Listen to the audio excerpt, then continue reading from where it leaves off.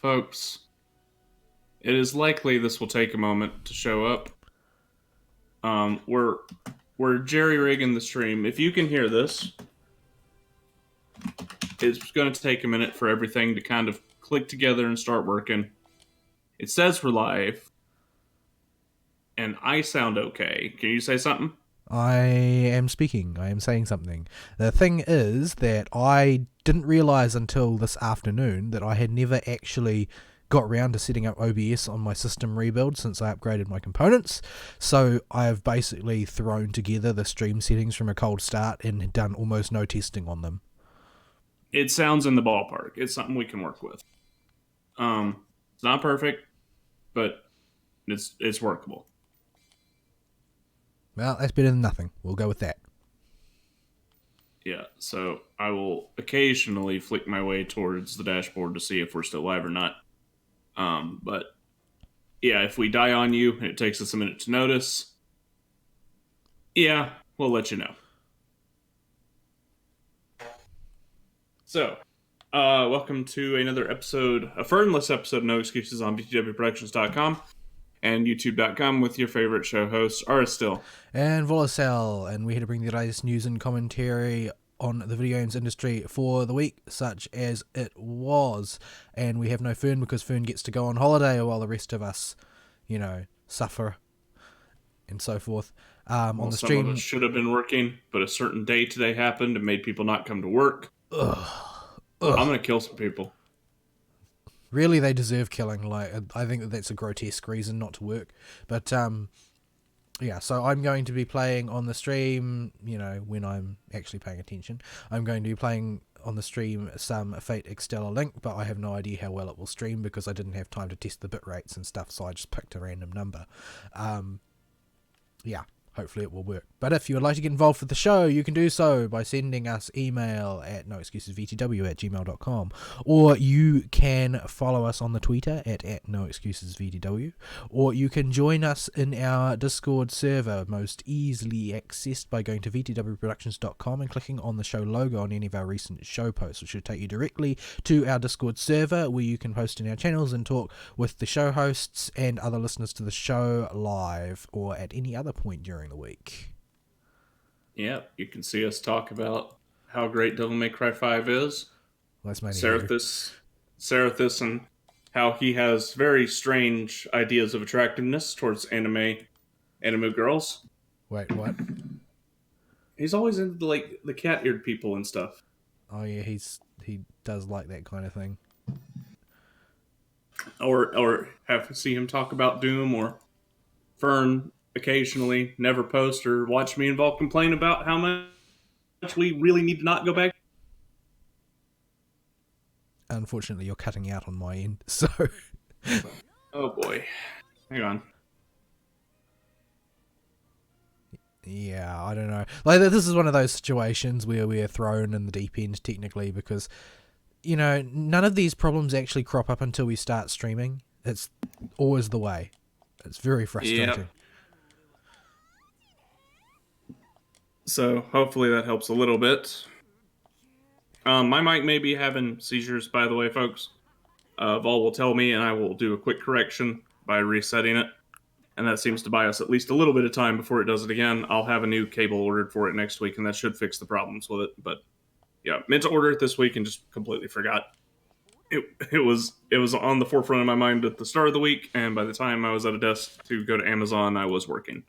So I just kind of forgot. Yeah. It's been an interesting week, I suppose. Not a very standard week. No. So why don't you tell us about yours first? Go. Right. Hold on. I have to mute the game sound because Tamamo's kind of shrill. And I always forget to mute the game sound. Anyway. My week was relatively non-standard in the sense that I'm pretty sure that actually the sound is still coming through. It's not working. Oh, I muted it on the wrong channel. I'm very bad at this, by the way, guys. You may have figured that out by now. Yes, that's the correct mute button. I've got it this time. Anyway, so this was Holy Week. So the first part of the week consisted primarily of me rushing to get things at work stabilized in order to be ready to leave without it causing some kind of chaos or implosion as soon as I vanished, which, yeah, is something that seems to happen because my line of work seems to be one of those lines of work where the worst possible occurrence can be counted upon to take place. I'm pretty sure that's everybody's line of work once they get to a position of competence where they're trusted to do anything. Yeah. Everybody just starts noticing that. Yeah, I occasionally, because there are lots and lots of jobs, and they are basically that it seems that they are training me to replace somebody who left who was one of their go-to people who could do all of the jobs, or at least most of the jobs around the place. They seem to be training me to replace that person, so I get shifted around lots and lots of jobs. So occasionally I do sort of get like a rest day in the week where I'm assigned to something which doesn't have a lot of upstream or downstream ramifications that are too serious. So I can, plan my day carefully and arrange things and have things go off more or less without a hitch. But it's not often. not often at all. But yeah, so first part of the week was arranging for Holy Week. Second part of the week was me going to mass a lot, basically, which is what I've spent the most of the past few days doing. I haven't spent a lot of time playing video or watching anime. However, I have spent some time playing video and watching anime, but it hasn't been anything too spectacular. Mostly I've been, playing a little bit of Monster Hunter, playing a little bit of Extella Link, trying to hoard more and more Saint Quartz for the upcoming CCC banners on FGO, raising Martha's level. I'm going to push her to 100 because she's just done such good work for me, served as an anchor to so many different teams, soloed a bunch of bosses by herself, which I had thought that I had washed out of the fight and would need to start over. So she's getting her reward of a whole pile of grails. So yeah. Yeah, what else did I do? Anime. I haven't really delved into much of the new anime season yet. Now that Lent is over, I'll probably start poking at them, but honestly, I'm not really that hopeful. I'm mainly going to follow sequels to stuff I've enjoyed in the past, like Bungo Stray Dogs and so forth, and Shield Hero, of course, which is continuing. Thank goodness they didn't just decide to drop it there. I was a bit worried that they might. But you have to bust out that manga. No, I don't really want to. I don't have that sort of time. I've got so many other things to read. Lots of things to read. I did poke at the Senko-san anime because people are memeing about it all the time, and I was like, what is this? And it's this incredibly almost painfully wish fulfillment sort of thing. Like, you can almost see the way the demographic has grown up, right? Like, the magical girlfriend genre starts with high schoolers in the late 90s, early 2000s, and by the mid 2000s they're college age, and now it's all about salarymen who are too tired from overwork. Because that's basically what it boils down to, right? It's about a fox spirit who has to go take care of a middle-aged salaryman who lives alone, and his life has basically become strangulated by having to do work, and he's it seems that the sort of the B plot is that he generates some kind of nasty black miasma which harms those around him when he gets too oppressed by his circumstances or something. So the fox spirits are intervening to make sure that he doesn't get too depressed and harm people around him. So not by any action he deliberately takes, but by some sort of weird nasty aura he generates that he doesn't know about.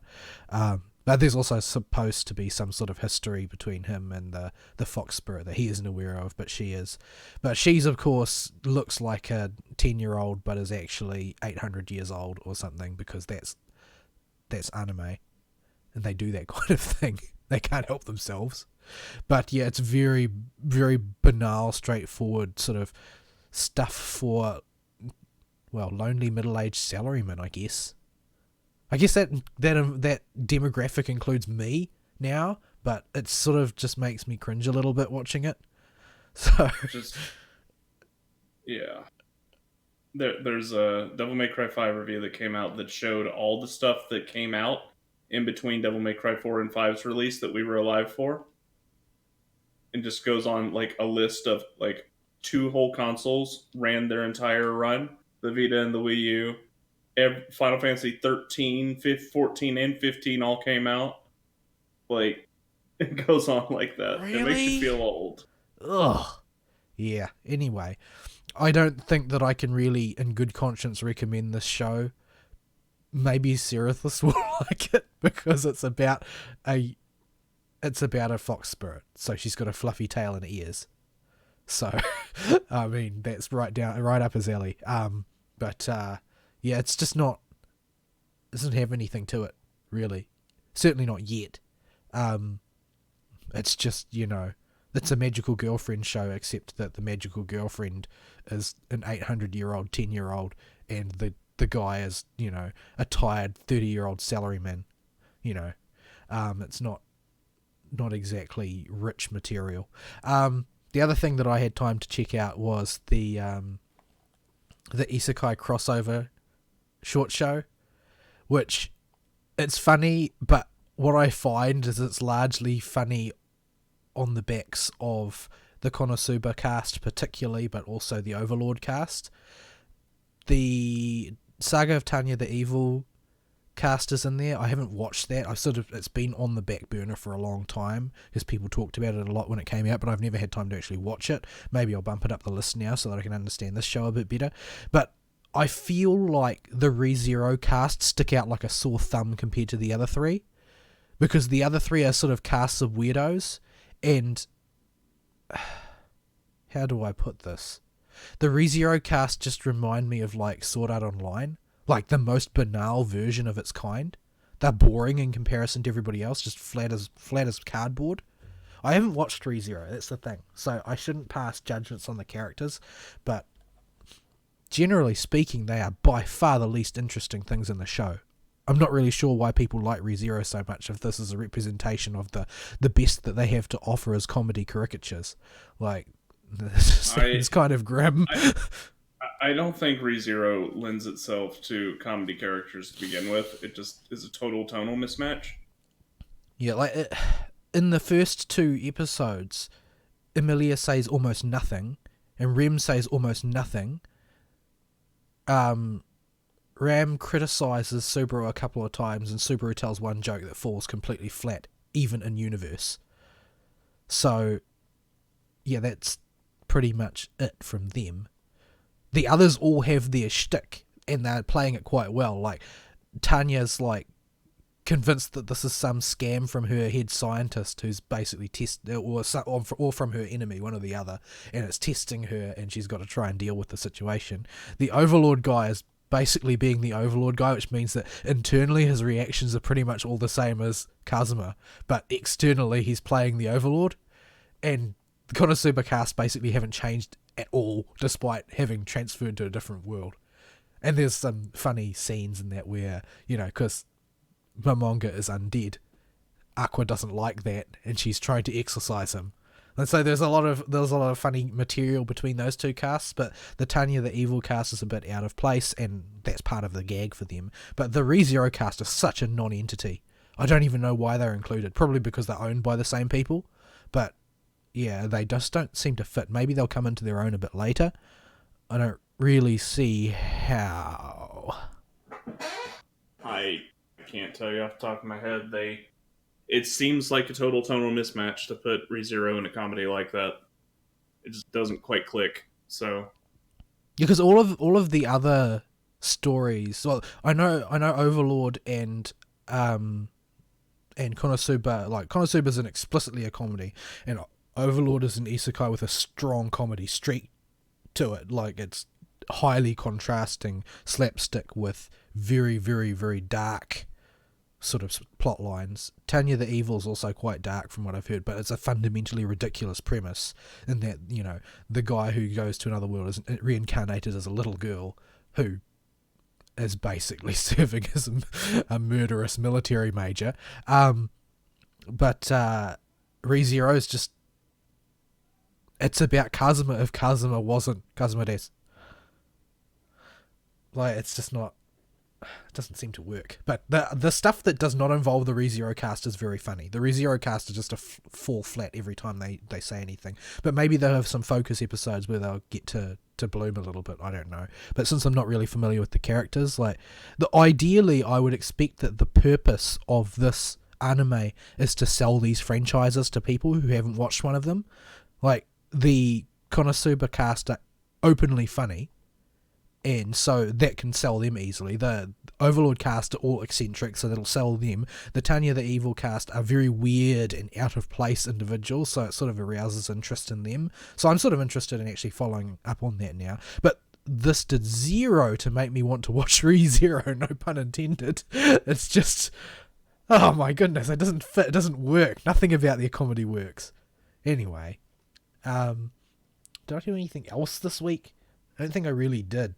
Things will be getting a bit back to normal since I'm not, I'm not fasting this time, and I'm not avoiding alcohol this time, which placed a bigger burden on me than I expected when it came to watching new anime. I just don't want to do that sober. There's too much chance of running into something deeply horrible and not being able to laugh it off.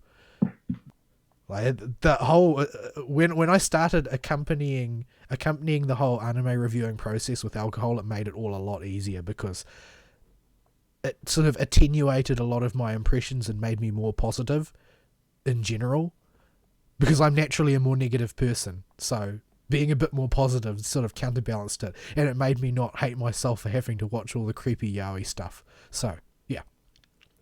Anyway, things will resume a bit more normalcy. Hopefully I'll have a quiet week at work and I'll be able to do some catching up on games and anime this week. That has never happened when I've expected it to happen, ever. But maybe I'll get lucky this time. Anzac Day is on Wednesday. Anzac Day is the day where we commemorate war deaths, basically. I presume you've got some equivalent in the US. Veterans Day, yeah. I don't know when that is. But off the top of my head.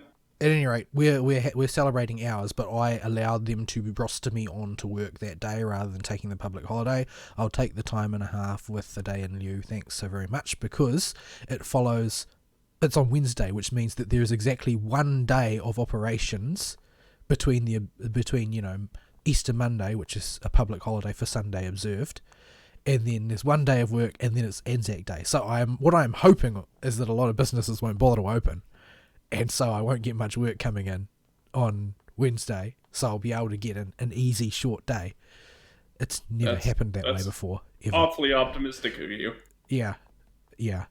I hope spring's eternal, but it's never played out that way for me in the past. Like, I worked Waitangi Day once, and it was one of the most murderously difficult days of work I've ever had. So, at least I won't be by myself this time, though. There are a few more people around, since, most people are more willing to work a public holiday when they've just had, 4 days off for Easter or whatever. So I'm hoping it will be a smoother week, though I expect the back end of the week will be brutal as all the businesses open and try and catch up.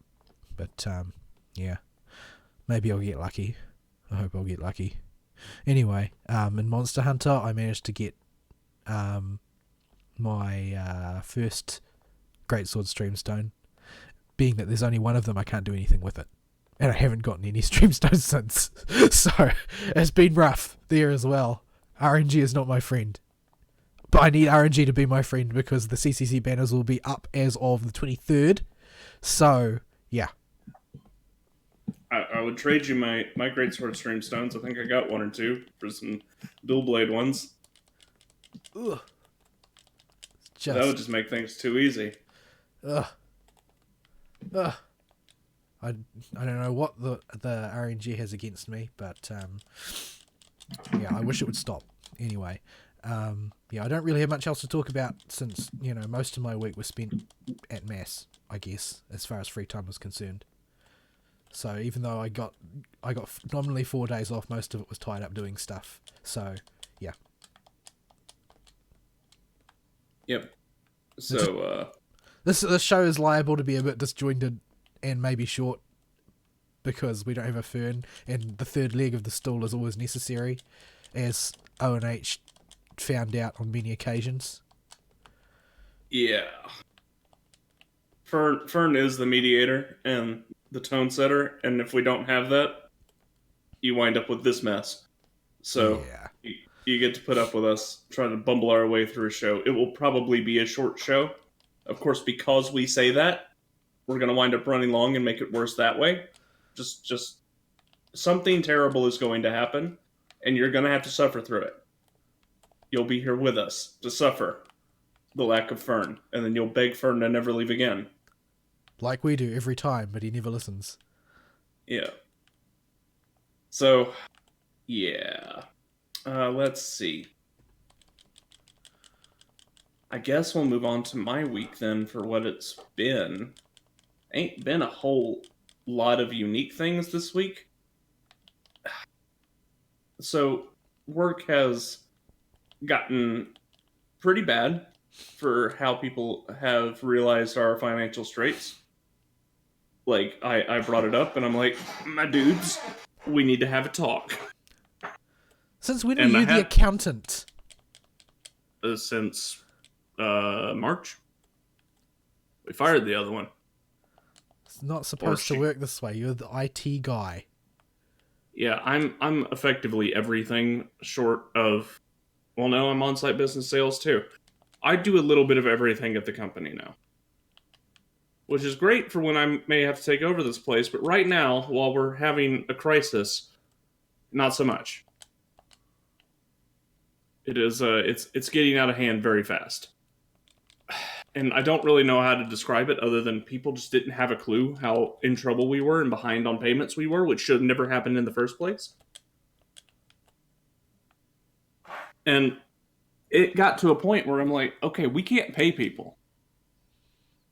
Like, this is not enough money to keep in our bank account to be sure we can pay the suppliers and still pay our employees. And there are some people that are sitting around here not doing anything.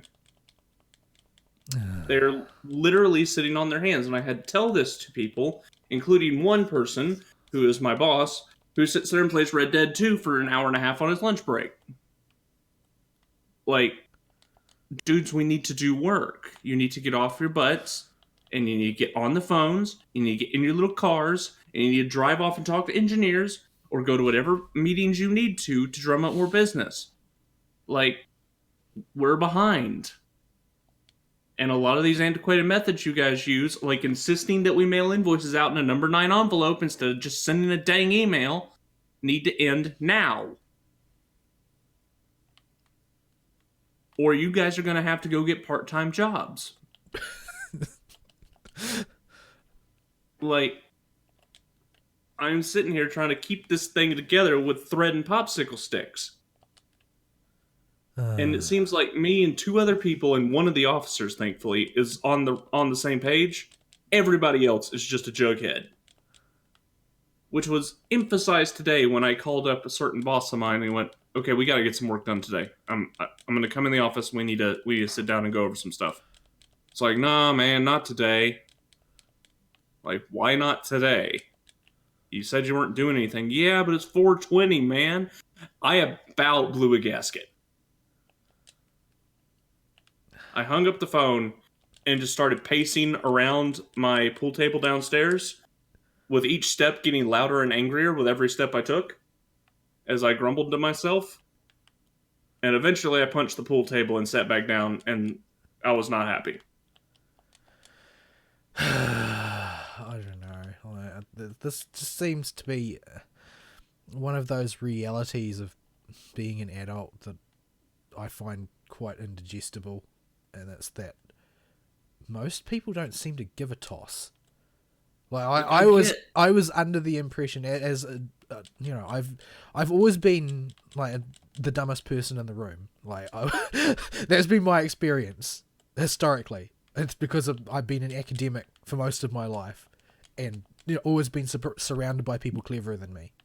Like my experience is categorically of being the dumbest person in the room at all times, and realizing that there are so many people, in fact the bulk of people in the real world have never bothered to think about anything and just sort of cruise along and try and avoid getting in trouble, and then that's the most effort they ever extend, is to just try not to get in trouble, is very disturbing and surprising to me. But it's a reality that I found moving out into the workforce, is that nobody bothers to put forth the effort that I do, and I feel like I'm a very lazy person who only puts forth a token amount of effort. Yeah, no.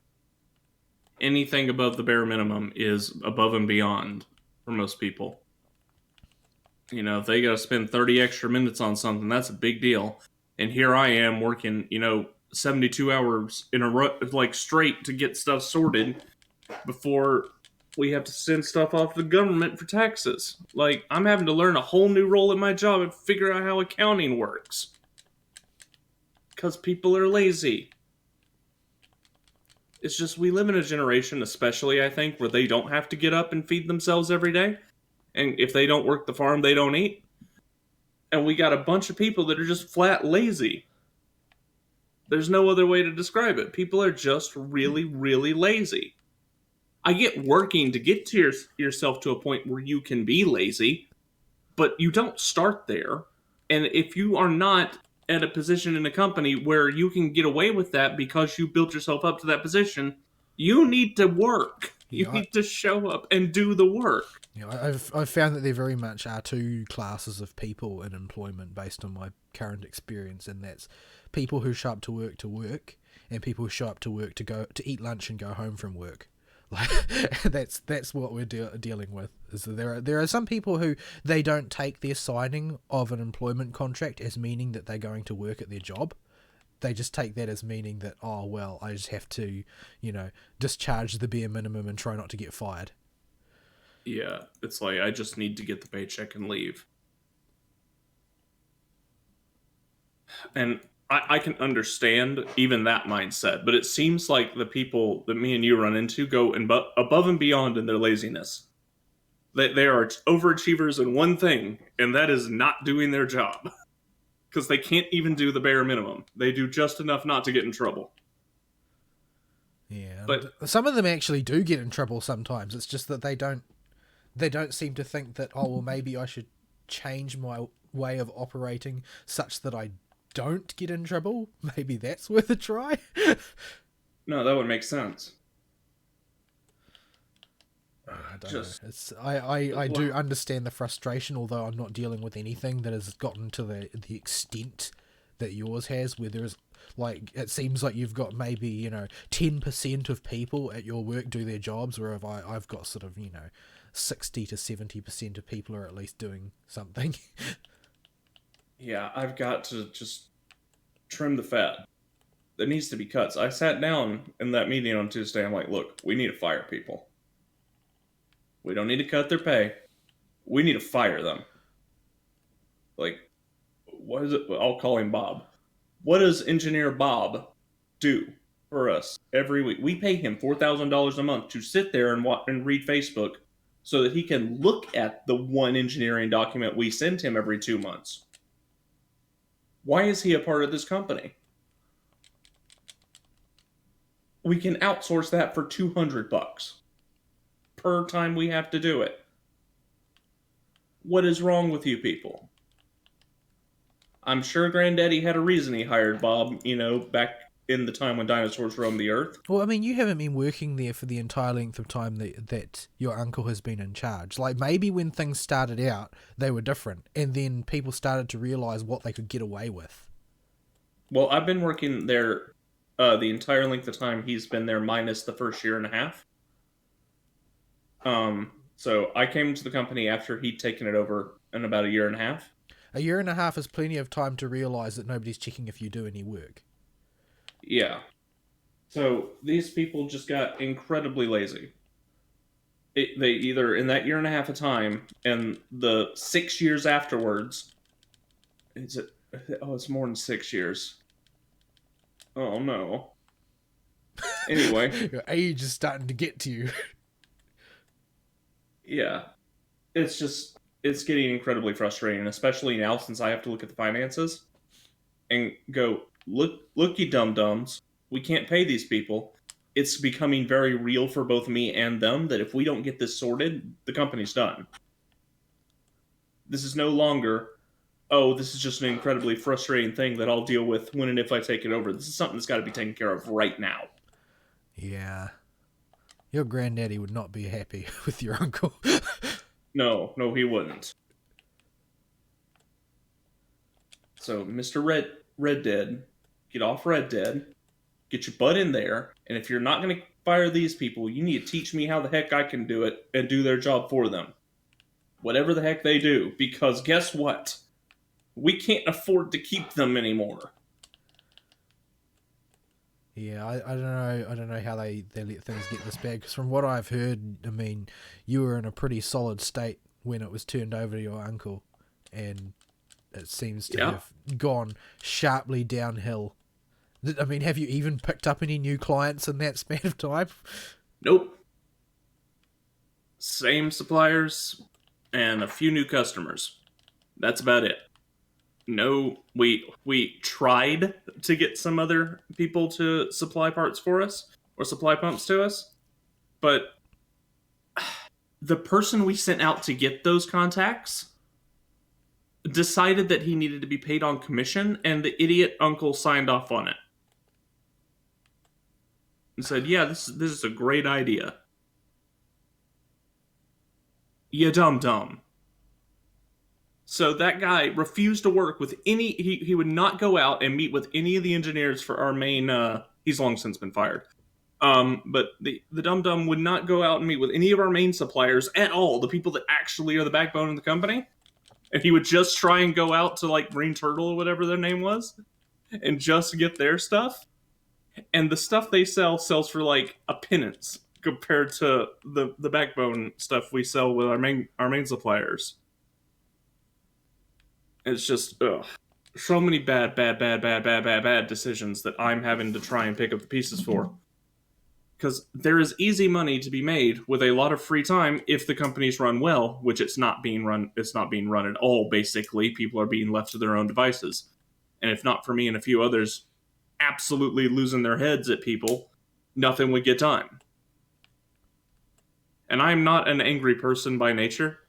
So it is very uncomfortable for me to go to these people and express my frustration with them that they're not doing their dang job.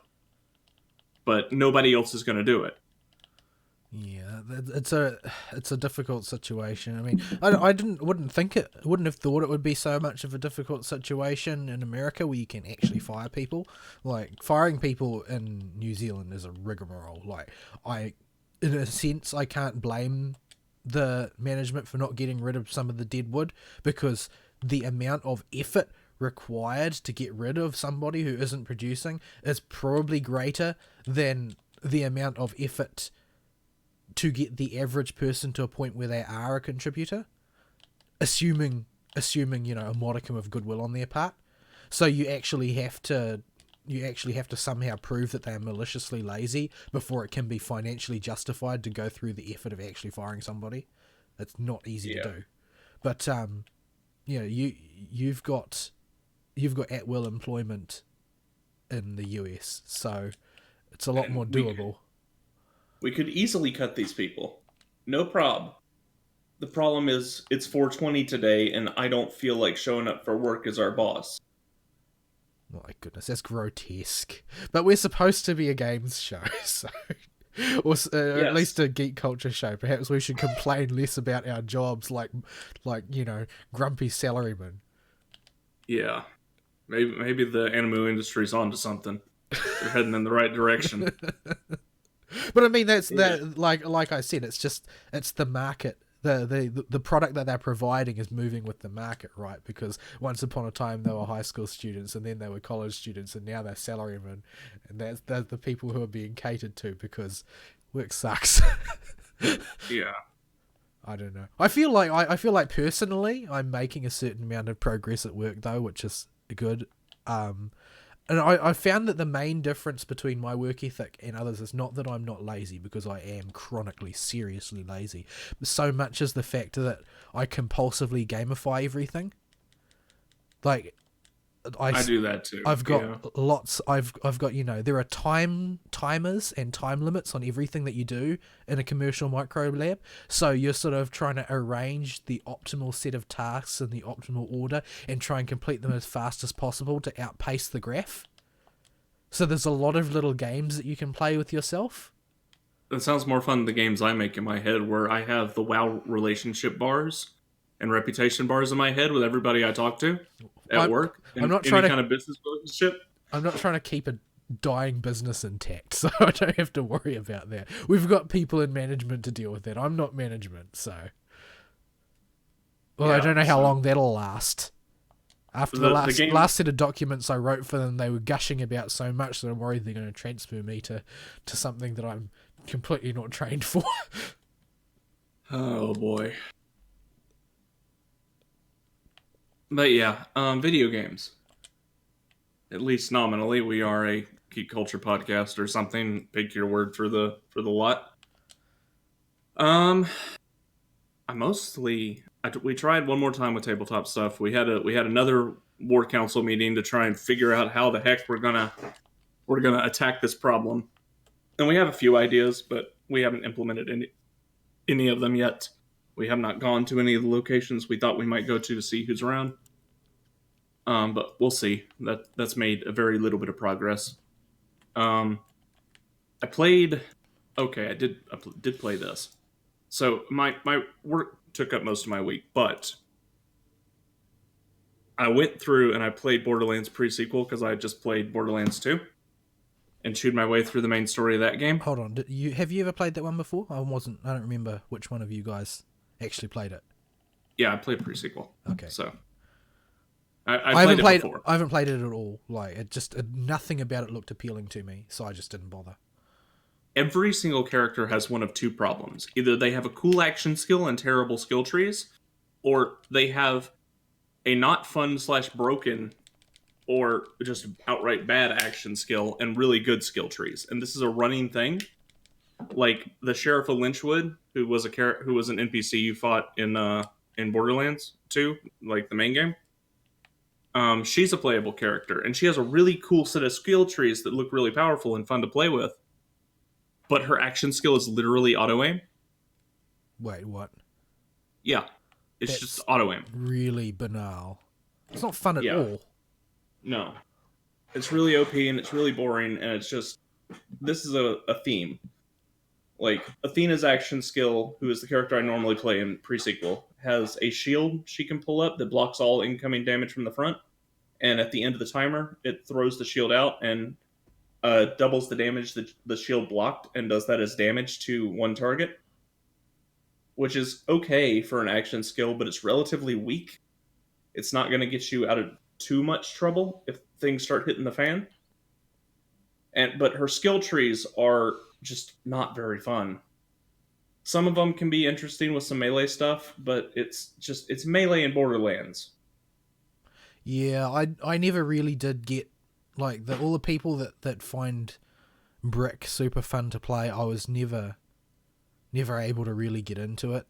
And the thing is, I love playing melee characters and melee builds, especially if it's really inappropriate to attempt to do so. But I just could never get into it with Borderlands. It never seems to work for me.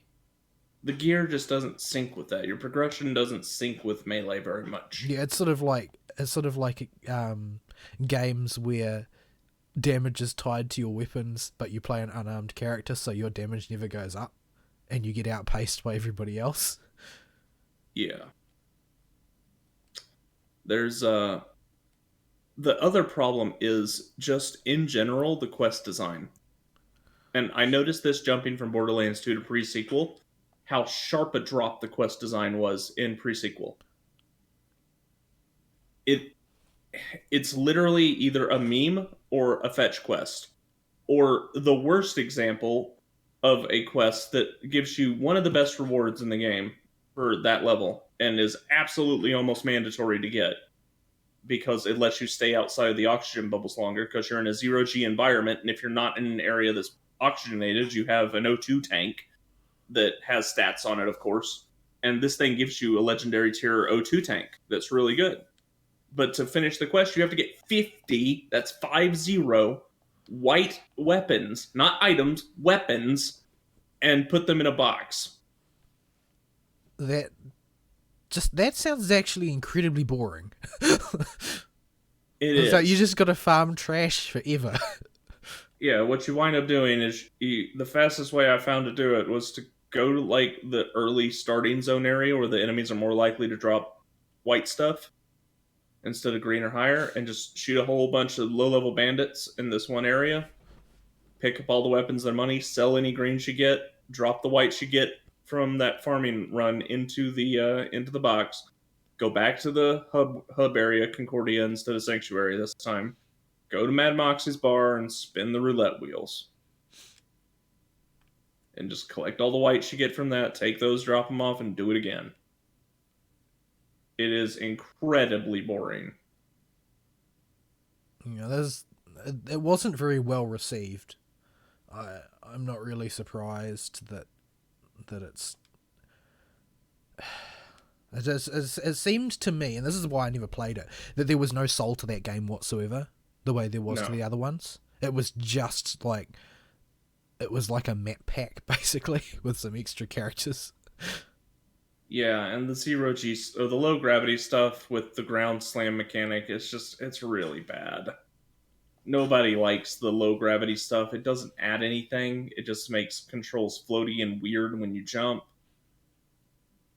The only addition I do like is one of the new vehicles, where it's a basically a hover bike, where it's got 4 little grab lifts on the side instead of wheels, and you can hold L1 to boost yourself higher briefly, and it'll rapidly expend the boost gauge to do it. And you can press R1 to slam it back down to the ground, squish things, and do slam damage, so you can pancake things with it. That's a fun vehicle. It's about the only thing I like in the game. It's actually fun to play around with. But yeah, the story is boring. Trying to humanize Handsome Jack is the worst idea you've ever had in your life. Brutal. Like, he doesn't work as a human person, as a real character. Well, he was designed to just be a dick that you hate. That was the point, wasn't it? He was supposed to be a funny jerk. He was supposed to be the meme lord bad guy who's just so full of himself that it's funny. He has a quest in Borderlands 2 that is literally just titled Kill Yourself, where you have to go to the top of a cliff and you have to either walk off the edge of the cliff and kill yourself, and he pays you if you do this and gives you a reward, or you can walk away from it. Like, that's Handsome Jack. Handsome Jack is not a tragic figure who found the secrets of the vaults and this is why he went insane and everybody betrayed it. No, none of that. Take all that and shove it right up your butt. I don't care. Yeah, They had an angle they could do that with, but I feel like trying to jam it in there is too little too late. Like, the fact that the angel was his daughter was their in on that. It was their way to... It was the way that they could have made him credible as a character. But they used a light touch with that, and I think it was a right choice to use a light touch with that, and they used a heavy touch with just, making him an enormous cock. Which I think that the balance was right. I think that attempting to humanize him after the fact was just... It's not merely difficult, it's just not a productive idea. It's just better. It's better not to. This is the whole story of Borderlands pre-sequel. Borderlands stories are pretty much fluff anyway that you turn off and mute, but pre-sequel is especially bad. And given that there are very few fast travel points, the map areas are incredibly huge on top of everything else, and most of your game time is spent running back to fast travel points. It seems like when you're playing the game, it's just not fun. It's not a fun video game. At all. I would much rather go back and play Borderlands 2 any day. Yeah, I felt Borderlands 2 was a very balanced in a lot of ways. Like, the things that you did there made sense in context, and yeah, it was... I think that they got a lot of things right. Yeah. So after I finished the first playthrough of Pre-Sequel, didn't even bother booting up True Vault Hunter mode with my Athena. I was going to play Sheriff of Lynchwood because I hadn't played her before. And as soon as I realized her action skill was literally auto-aim, I'm like, nope, I'm out. I don't even know why you would do that. Like, what a waste. Yeah, like, she had really cool skill trees that revolved around weapon specializations and doing cool trick shots and stuff. And the rifle skill tree looked really powerful and a lot of fun to play with. And no. Also, the way to break Borderlands Pre-Sequel, by the way, I remembered this when I got the quest from this is my second playthrough through the game. But the Ghostbusters quest, that is literally just a meme reference to Ghostbusters, where you get the Ghostbusters proton pack at the end of it, is the most busted thing in all of Borderlands history for a quest reward. It's a laser gun that shoots a continuous stream of laser energy that does increasing damage the longer you hold down the button, but even just base firing the gun will absolutely liquefy dudes. It has next to no reload time at all, and can just keep going forever, and does a ton of damage. It is 100% reasonable to use it on the final boss, and I did use it on the final boss. And that was the only gun I needed until I ran out of ammo and had to pull out my shotgun. But, like, they just give you this busted weapon in this one side quest. I don't know, like, I understand that having weapons that are ridiculously powerful is sort of the point of that game, but you don't just hand in a game breaker from a quest. There's not really much point in doing that. I suppose that there's sort of a sense of disappointment a lot of the time when you do get quest rewards, because oftentimes they're garbage, but you know, there are enough novel ones like the talking gun and that you run into that to keep the quest rewards interesting, that I don't think you just need to make them game-breakingly powerful. Yeah, they're meant as slot fillers if you manage to get to a certain level and you are one or two of your guns are just way under leveled and you need to replace it. That's what the quest rewards have always served when they're weapons. When they're shields, they may be a straight upgrade because those are a bit rarer. If they're a good class mod, that's one thing. But just giving you a gun that's going to solo the rest of the game for you is dumb. Yeah, I'm not sure why they thought that was a good idea, but there are a lot of things that really don't seem like a good idea that were done in that game, so... Yeah. So, I honestly, if you have a choice between any of the Borderlands games, base game Borderlands 2 with the DLC is still the way to go. That said, after playing through that, to wash it out of my system, I went back to Borderlands 2 and made it 0. And I've been running through the game at 0. Because I tried Gage, because I hadn't played her before, the Necromancer, and took her to level 50, did 2 playthroughs. The second playthrough, I absolutely blitzed through in, like, less than 6 hours. Didn't take very long at all, because her anarchy... All you need to do is start pulling the trigger and everything would die. Aiming's not necessary for that character. Yeah, so I went back to one of my 2 staples. I've always played Zero and Maya in Borderlands 2. I think that's normal. Like, I think most people play Zero and Maya because they're the only ones that require you to really play the game. Like, if you, for instance, play the Gunzerker, he's just a slab of meat with guns, which is what he's basically he's limited to what everybody else does naturally when they're not playing to their class strengths. So it's not really any point. Yeah, he just is beefier and hits harder and shoots more bullets. But yeah, it's not very engaging, I don't find. Maybe there are lots of people that like him. Like people just like the idea. But I think Zero and Maya are very well designed for the game in general. Both are very fun to play, and their action skills don't win you the game. You still have to think about it. And their skill trees are both have very interesting skill trees. I like the high accuracy Zero play, and still focus on SMGs and stuff like that to make the rapid fire weapons hit a lot easier, and you can land more shots. That's generally how I play Zero. I did try his melee build, but it is very hard to get it to work the way you want, and you keep getting outscaled. Yeah. So, and I imagine it is completely unplayable in the new difficulty, True Vault Hunter mode, where everything's level 72. Yeah, it becomes difficult very, very quickly because you simply cannot scale. You simply cannot scale fast enough. Maybe I'm just bad. Maybe you can.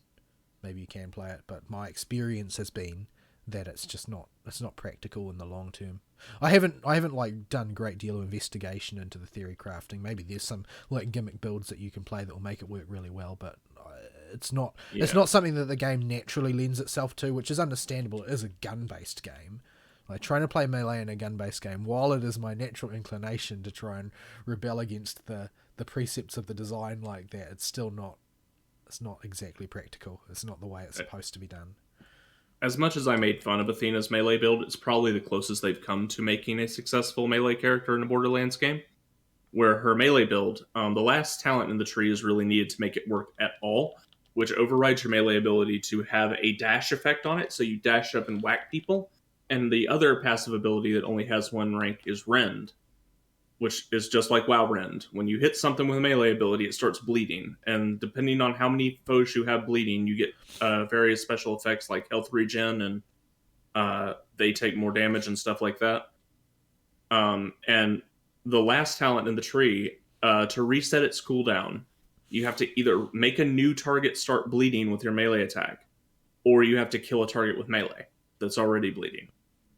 So you can do fun stuff like zipping around and stuff, and it's the reason I play that build with Athena, because it's a unique and fun build to play.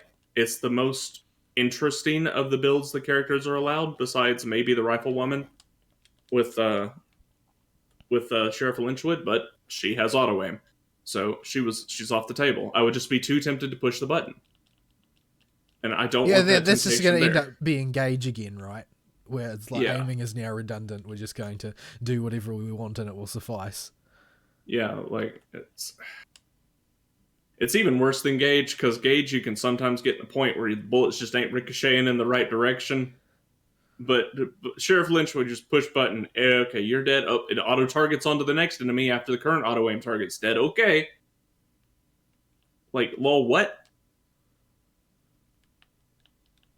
So, yeah, I've been in Borderlands world a little bit since the announcement of Borderlands 3. Been just kind of derping around in it because I haven't really had the emotional or mental fortitude left after a work week for the past few weeks to want to invest myself in something heavier. I just kind of want to turn on an audiobook and play some Borderlands or something, or listen to the Vic Mignogna case, which I have been listening to a lot. The sort of things that have become entertainment in the modern culture are really a little bit worrying to me.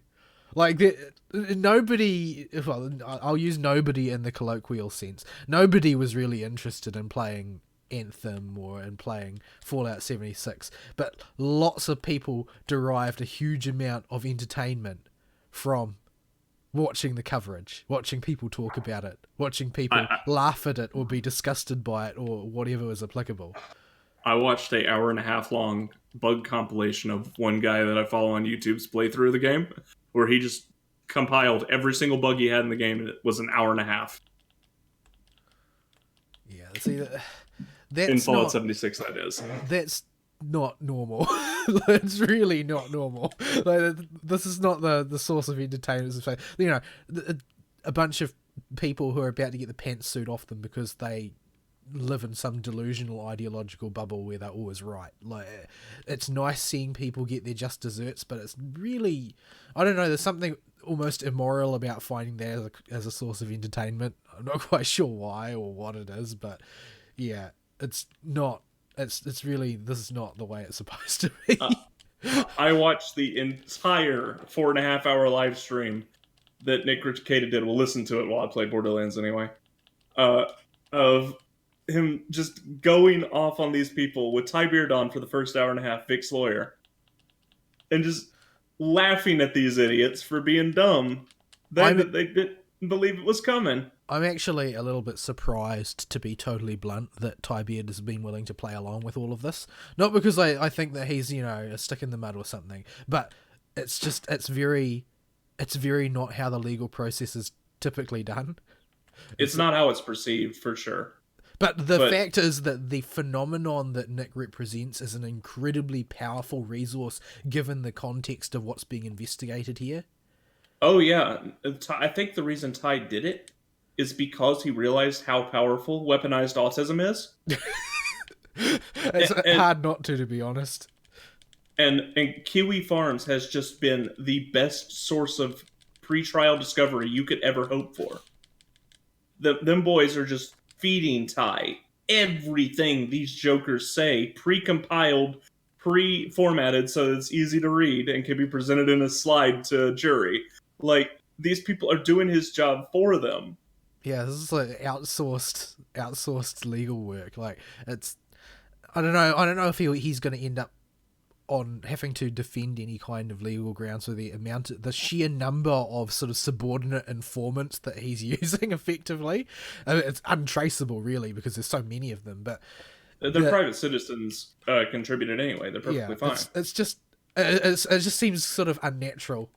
The context makes it uniquely more powerful than it would be otherwise, because the evidence is all being spewed across the exact place that you would want to harvest evidence from, which is it's about their own stupidity, right?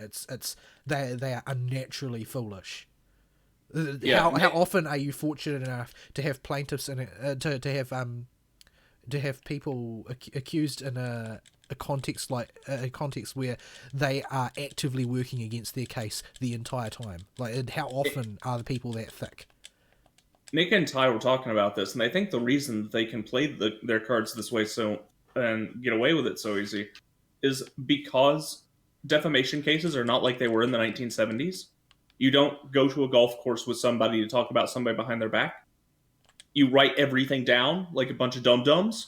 Everything's documented. This is the internet. This is the information age. All of the information is left behind for anybody to track down later. Nothing is private. And the thing is that the worse a person is, the more likely it seems they are to document just how evil they are in explicit terms.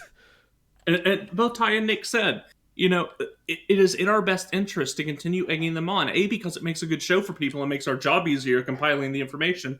And B, it riles these people up and somebody's going to say something they weren't supposed to.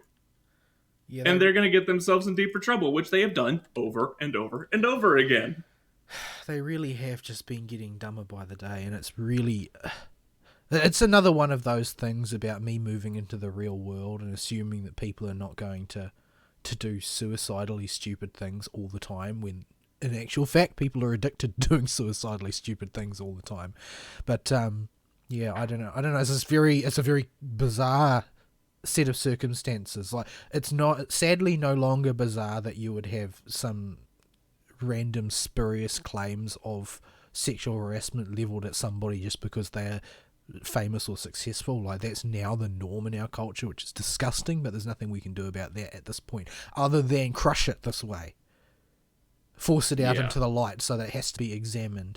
Don't give all the power to their court of public opinion if you can create your own court of public opinion on it with an equal and opposite balancing force. Because I think that that's really what's catalyzing all this to happen, is not because Vic's side is right. Let's leave that out of the equation, whether or not Vic's side is right. The side in audible inverted quotes, since he's not affiliated with any of the people defending him except his lawyer. But the fact that there are two courts of public opinion have completely changed the calculus on this. You've got, the Twitter mob that dominates social media and have control over the discourse in social media, as is visible to the people that run it. The shills that are the law firm of Twit and as Nick likes to call it. Yeah, if you've got those guys on one side, and up until very recently, they have been the only court of public opinion. That swirling maelstrom of shills and squawking talking heads has been all that there really have been. But this scenario is, for the first time, you've got this other court of public opinion who they can't make as much noise on Twitter because they'll get banned by Twitter because, Silicon Valley backs these people. But they can put their money where their mouth is. They can raise funds and they can create their own sort of in-stream cadre of people who are all everybody has an axe to grind against social justice warriors if they aren't one, because social justice warriors are everybody's enemy. They make themselves everybody's enemy. They go out of their way to do so. So you're going to find a lot of people who want to see them go down. And when you gather all those people in one place, and I mean, this is the same phenomenon, and it's a dangerous two-edged sword. You see one edge of the sword. Well, you see both edges of the sword visibly in the social justice warrior circle, right? They are able to gather with like-minded people in one place, and on one hand, that gives them a lot of power to swing as one, and on the other hand, it also means that they live in an ideological bubble where they can't see the real world. You can mine some of that power by creating your own little bubble. You have to be very, very careful. Like the thing that I think is most dangerous for Vic supporters is that you can never close your mind to the possibility he might be guilty. Not necessarily guilty of the things he's being accused of, but guilty of things like that. You can't close your mind to that possibility because it's not ever going to be disproved. You don't assume that he is guilty, but you have to realise that, everybody's human, everybody makes mistakes, and Vic isn't a saint just because he's been wrongly accused. So you can't make assumptions. You can't end up in your own bubble where if he did something wrong, you would then immediately dismiss the person who accused him, even if they had credible evidence. That's what you need to avoid. You need to avoid becoming the monsters that you oppose. But, however, you can still get a lot of mileage out of the positive capacity to organise people around an objective. And considering the types of people in the Vic camp are all autistic, fact-centric lunatics who will gather every piece of minutia, and if they can avoid falling into conspiracy theorism, they will have a lot of useful information to turn over to the cause. Unlike, the opposing side who are all about the narrative. Their standard is if you can tell the most dramatic and interesting story of oppression, that means it's true. Yeah, you get, especially on the Kickvic side, you get a lot of people who I think they honestly believed that if they just said to themselves, the lawsuits aren't happening, the lawsuits aren't happening, the lawsuits aren't happening, that would somehow make them go away. Yeah, it really does seem like they think that they're playing some kind of game. Like it's not reality, it's just a video game that they're playing. And they might win or they might lose, but it'll have no real consequences. Yeah. It's just an insane way of looking at the world. But it does really seem like that's kind of what's taking place here. Yeah, it's 100% delusion. They think they can change reality just by repeating to themselves over and over again, it's not real, it's not real, it's not real. It is, quite frankly, insane, but that's what makes it so interesting to watch and to keep watching and paying attention to see just how insane these kind of people are. I can't stop watching Nick's live streams on this stuff or any coverage on it because it's just so interesting. Yeah, and like I said, it's not been interesting for good reasons to me because it's destroying a lot of my illusions about the human capacity for rational thought. Oh, I had the shot years ago, so that's pretty well gone. Well, I isolated myself for the longest time in academia, and it's not like academics are rational. Most of them are very irrational, but they also work in narrow fields where you don't have to see it most of the time. But I've been sort of bushwhacked in a lot of ways by witnessing some of the more bizarre takes on reality that some people seem to be indulged in using. Like it's just very, very strange to see that utter rejection of reality in favor of narrative. Yeah. How does that happen? And I can only assume that that's sort of like the terminal state, the end point of living in the ideological bubble long enough, is that what is outside the bubble ceases to exist in your mind. It's a possibility. I've said for years, whenever we have our discussions in private messages, the discussion about especially real world topics would go down to, oh, these people must have some rationale behind them. I'd be like, no. That I don't. I'm a scientist. I'm always looking for the rationale behind things. The idea that there would just not be one just seems very, very strange to me. Like I used to say, and I don't know how seriously you took me when I'd say this. These people don't think.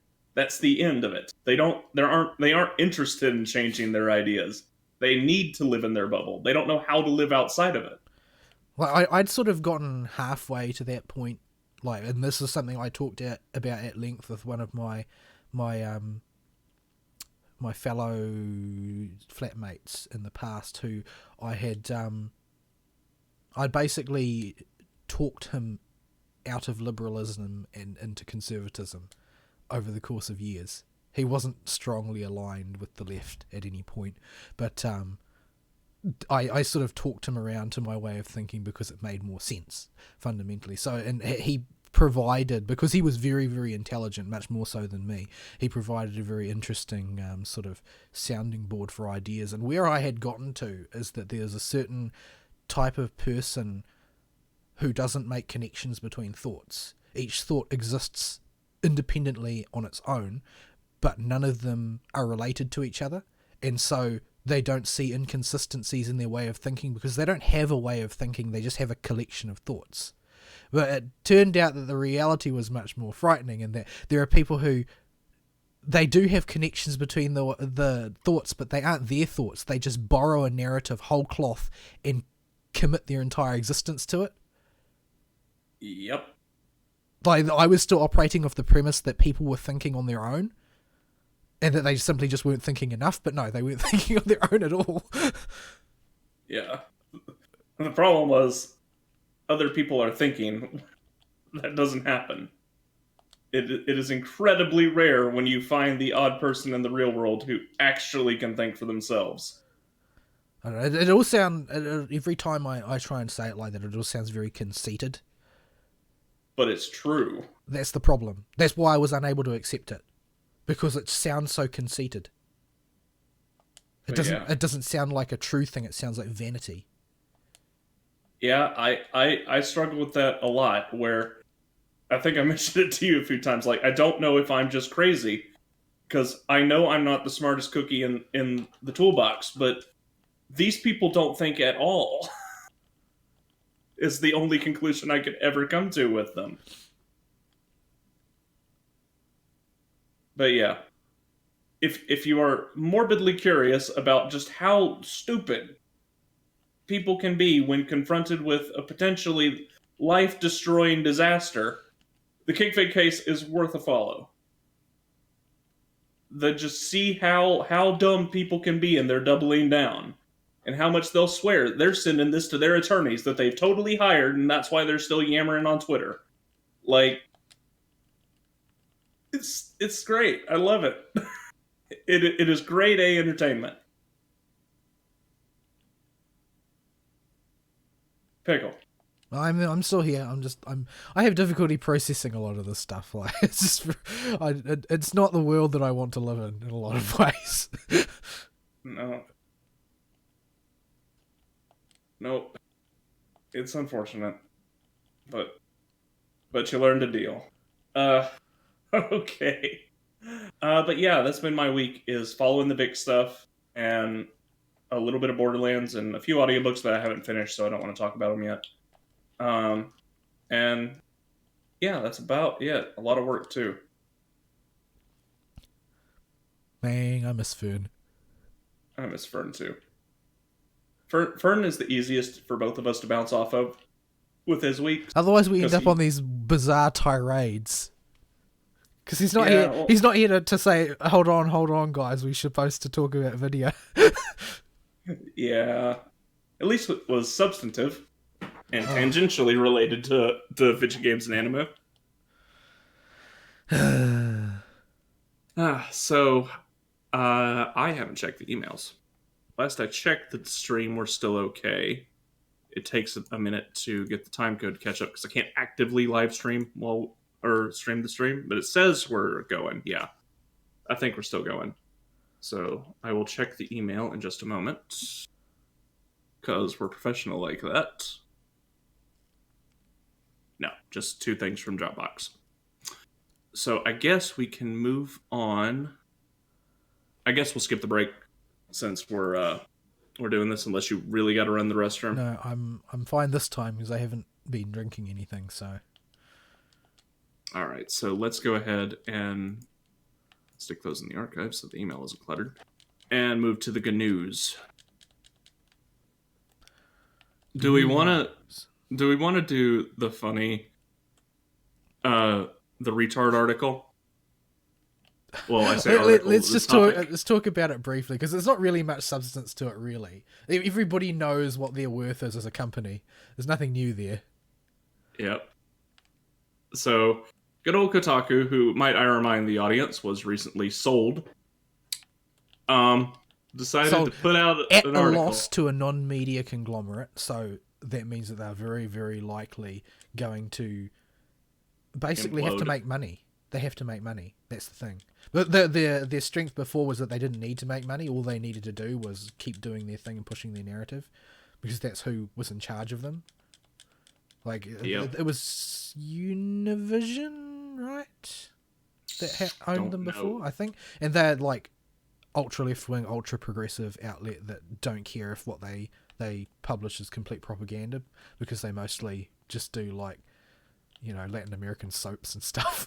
But yeah, it's now that they're not owned by a media conglomerate, they actually have to make their money as a business. Yeah, that doesn't work.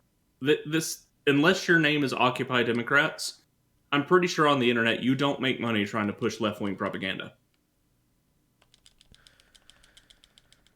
All that seems to be good for is Facebook clicks. Yeah, well, I mean, their strategy historically has been, hate clicks. That's how they make a profit. Yeah, is by getting enough hate clicks. But yeah. I would encourage people not to encourage them at that. Yeah, they are continuing this strat with the most blatant BS article you've ever seen in your life.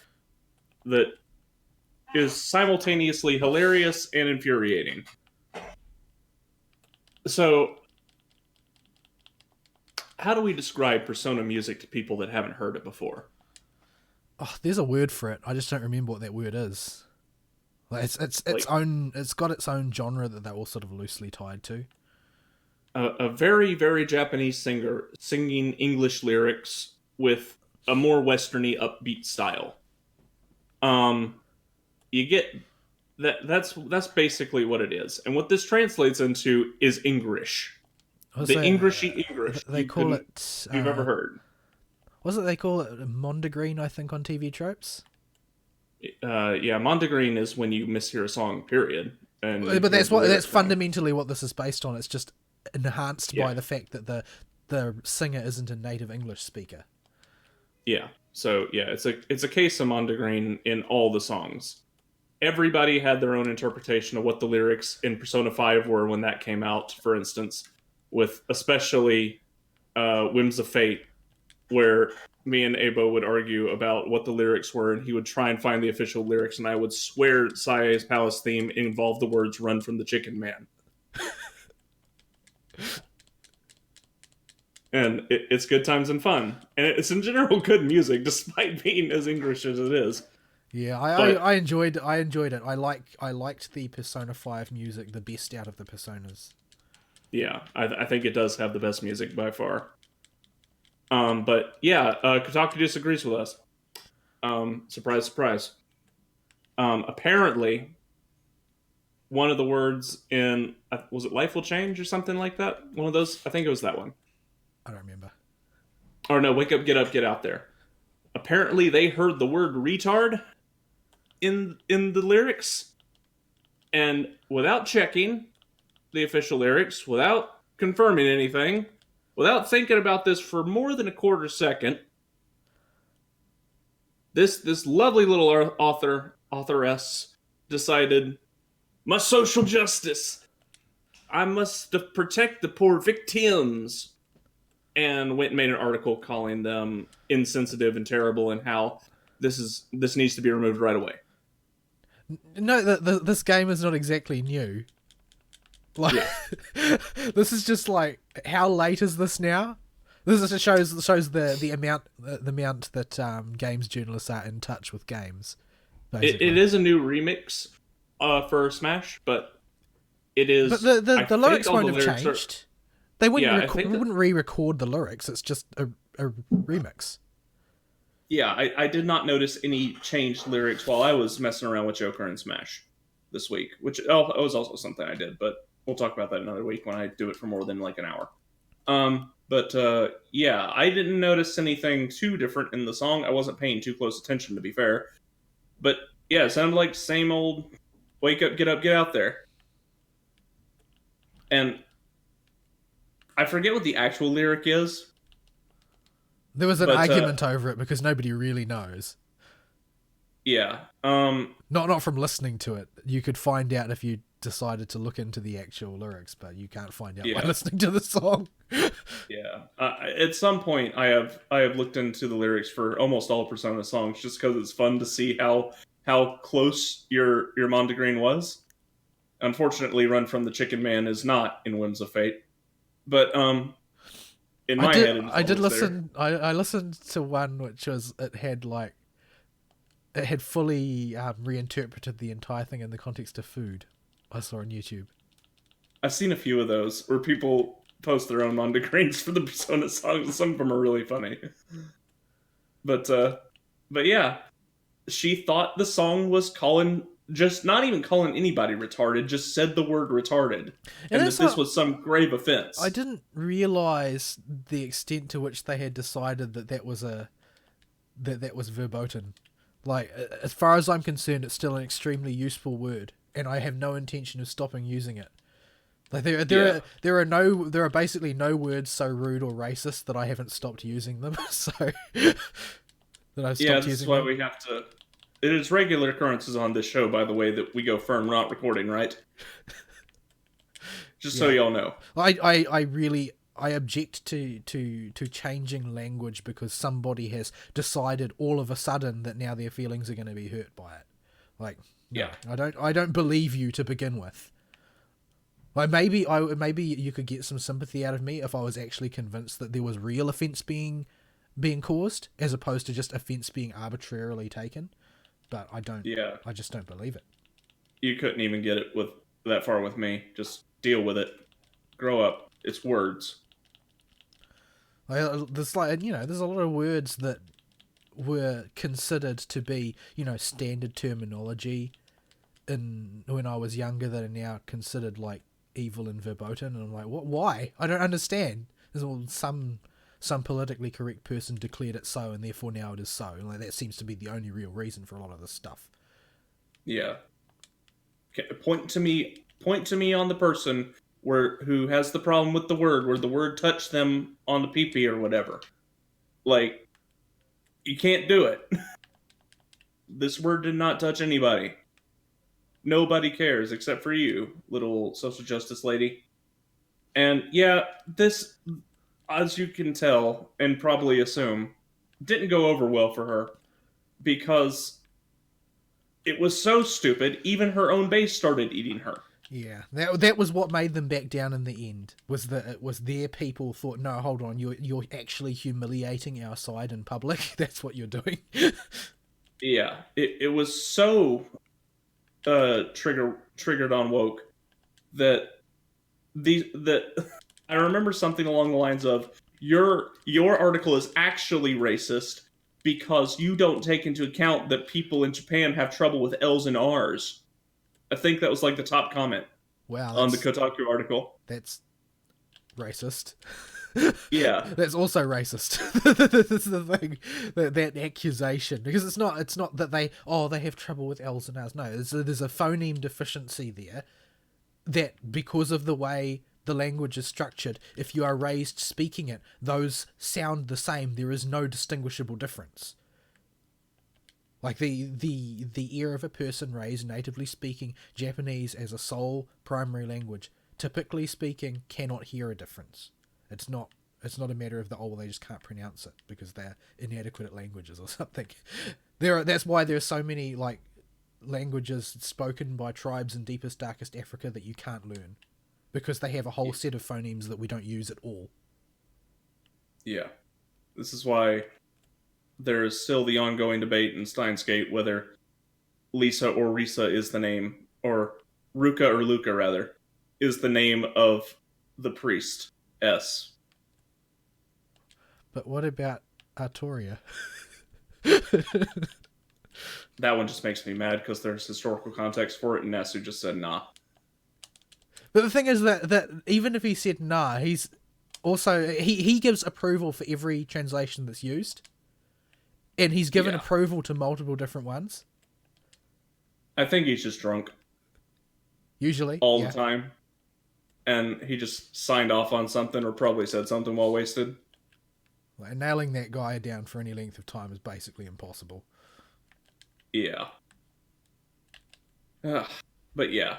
So this was an incredibly stupid article, but it blew up all over the internet. Its proliferation was surprising to me. I did not expect to see even the normies talking about this one.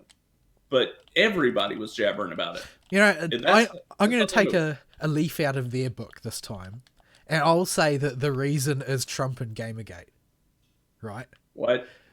Now, the reason I say that, and I say it in a tongue-in-cheek way because it's what they would say, but the reality is that people don't trust the media as much as they used to. They are on the lookout for the media to say stupid things that they can be called out on. No matter how much it is to the chagrin of the mainstream media, President of the United States Donald Trump made the term fake news a household word, and there is no putting that genie back in the bottle. And likewise, Gamergate, like, it seriously red-pilled a lot of people in the tech sphere, and you've got to keep in mind, whenever anybody polled the political affiliations of Gamergate, they always skewed wildly to the left. A lot of people were seriously red-pilled on the media and realised that there was no reason to believe that the media, A, were what they said they were, or B, had the interests of their constituents in mind. So I think that the culture is ripe now to just, without mercy, pounce on media outlets that pull this kind of crap now, because people expect it, and when they see it, they know what it is. They recognise it now. There isn't that moment of wondering if, did I read that right? People just know, oh, well, it's the media. The media don't think. They say whatever they please, and it doesn't need to make sense. Them darn Gamergators. Did I send you that picture of Sargon and the articles that are being written now about Gamergate politicians?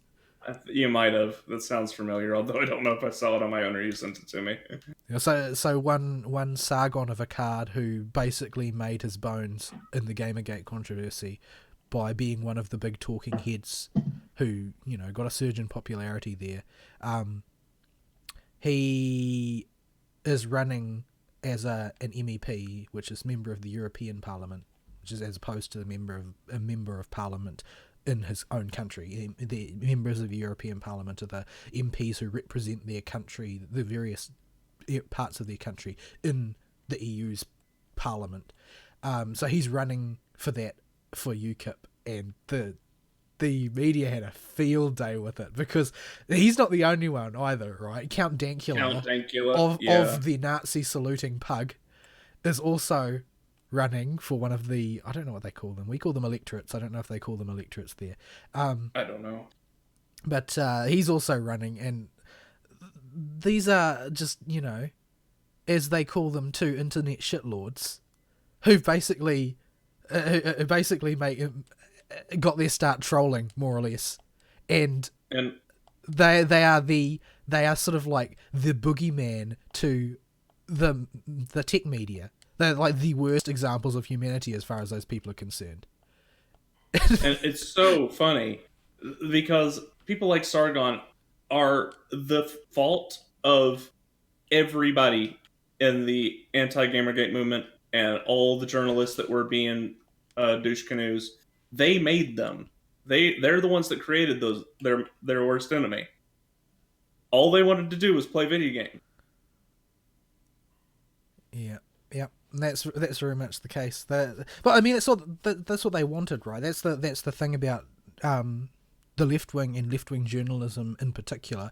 Although there's not really much difference between left wing journalism and the political force of left wing political parties, since they always seem to be in each other's pockets. I'm not even sure which direction it flows, whether it's the media calling the shots or whether it's the political parties. But they need opponents because you can't be oppressed without an oppressor.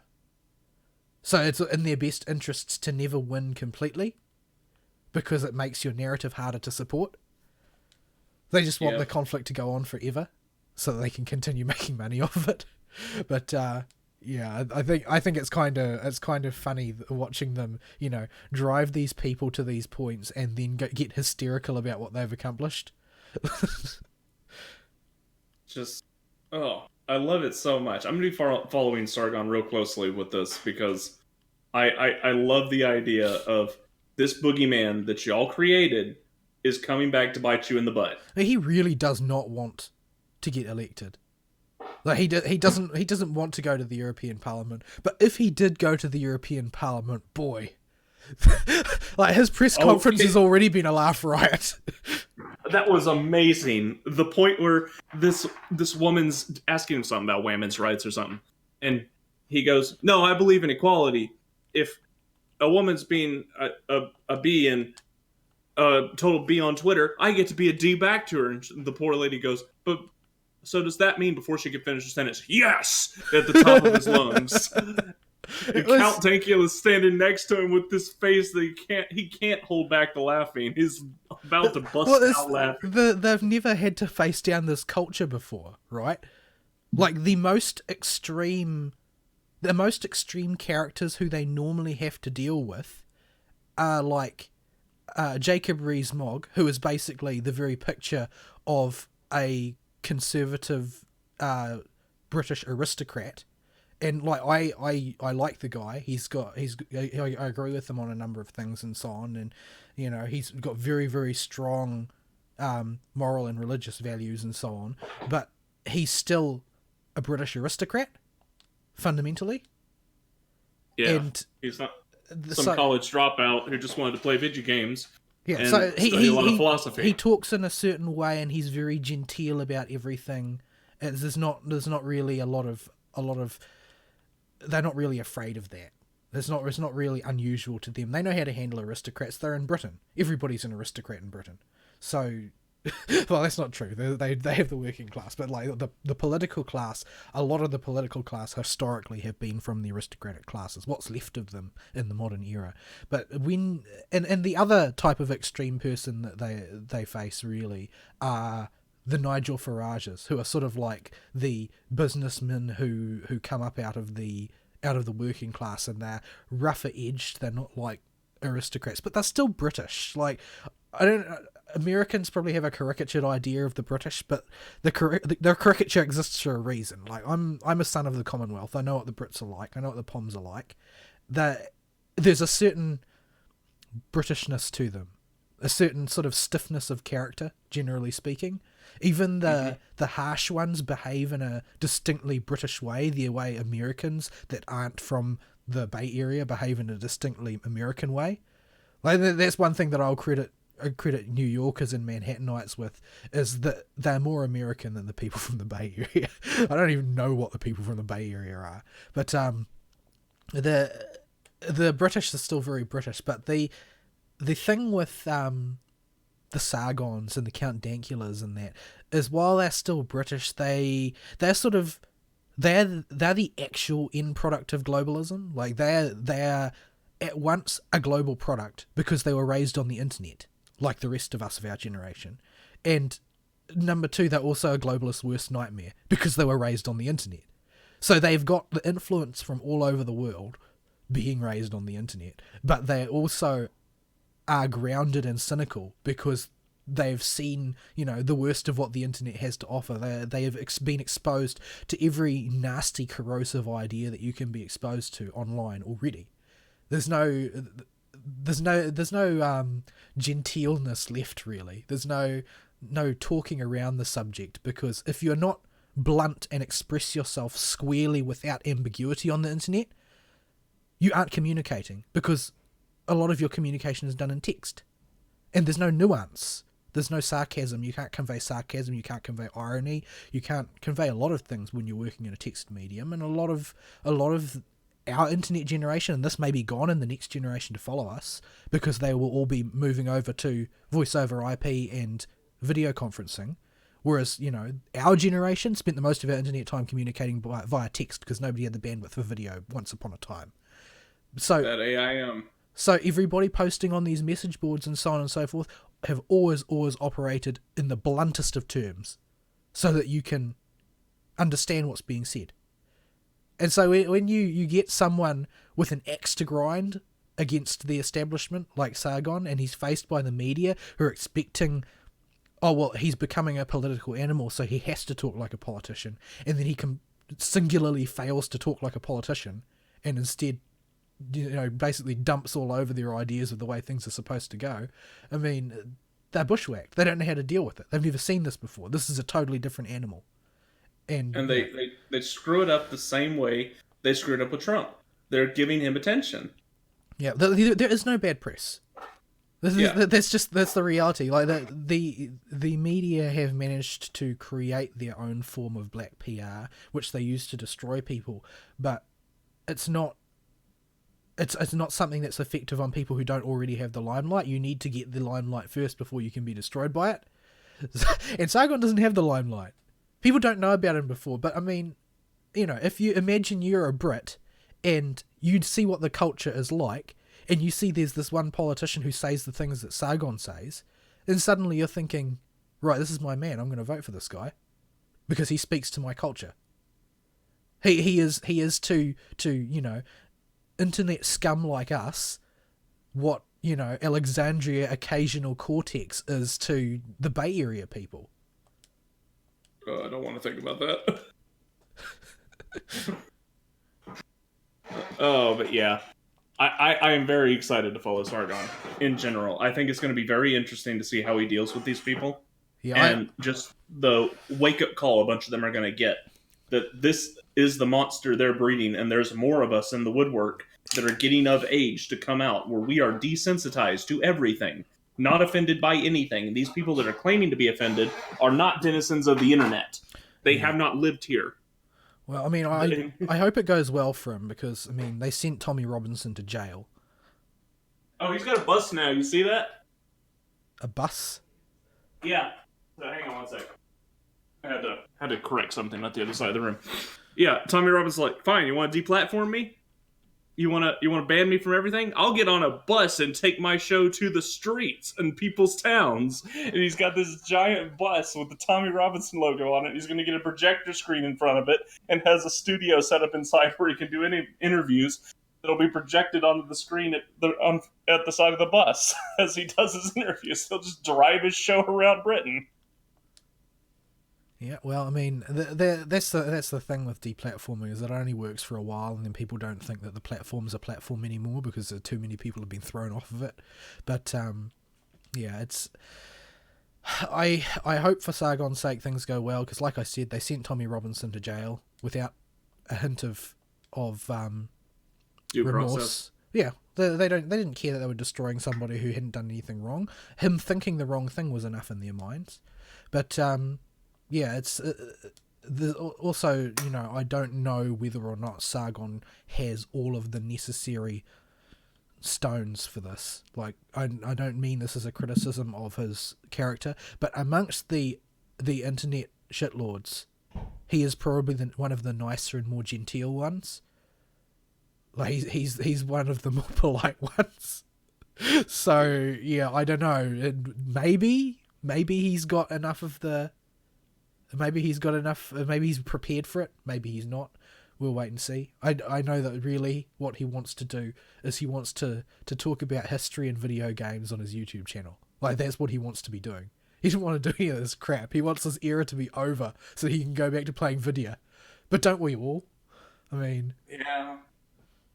So we just wanted to play video games, people.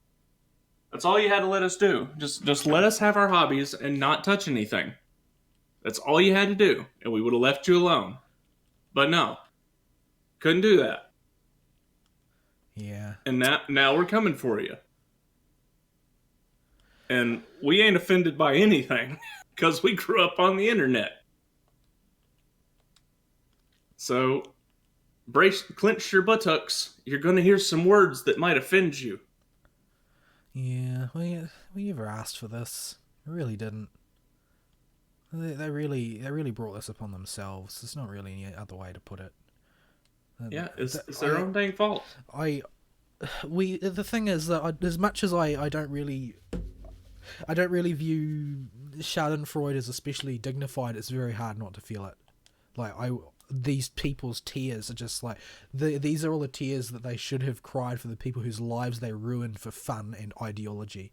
Like, I don't care what happens to them. Like, this is it. Like, end of the line. Face what you've created.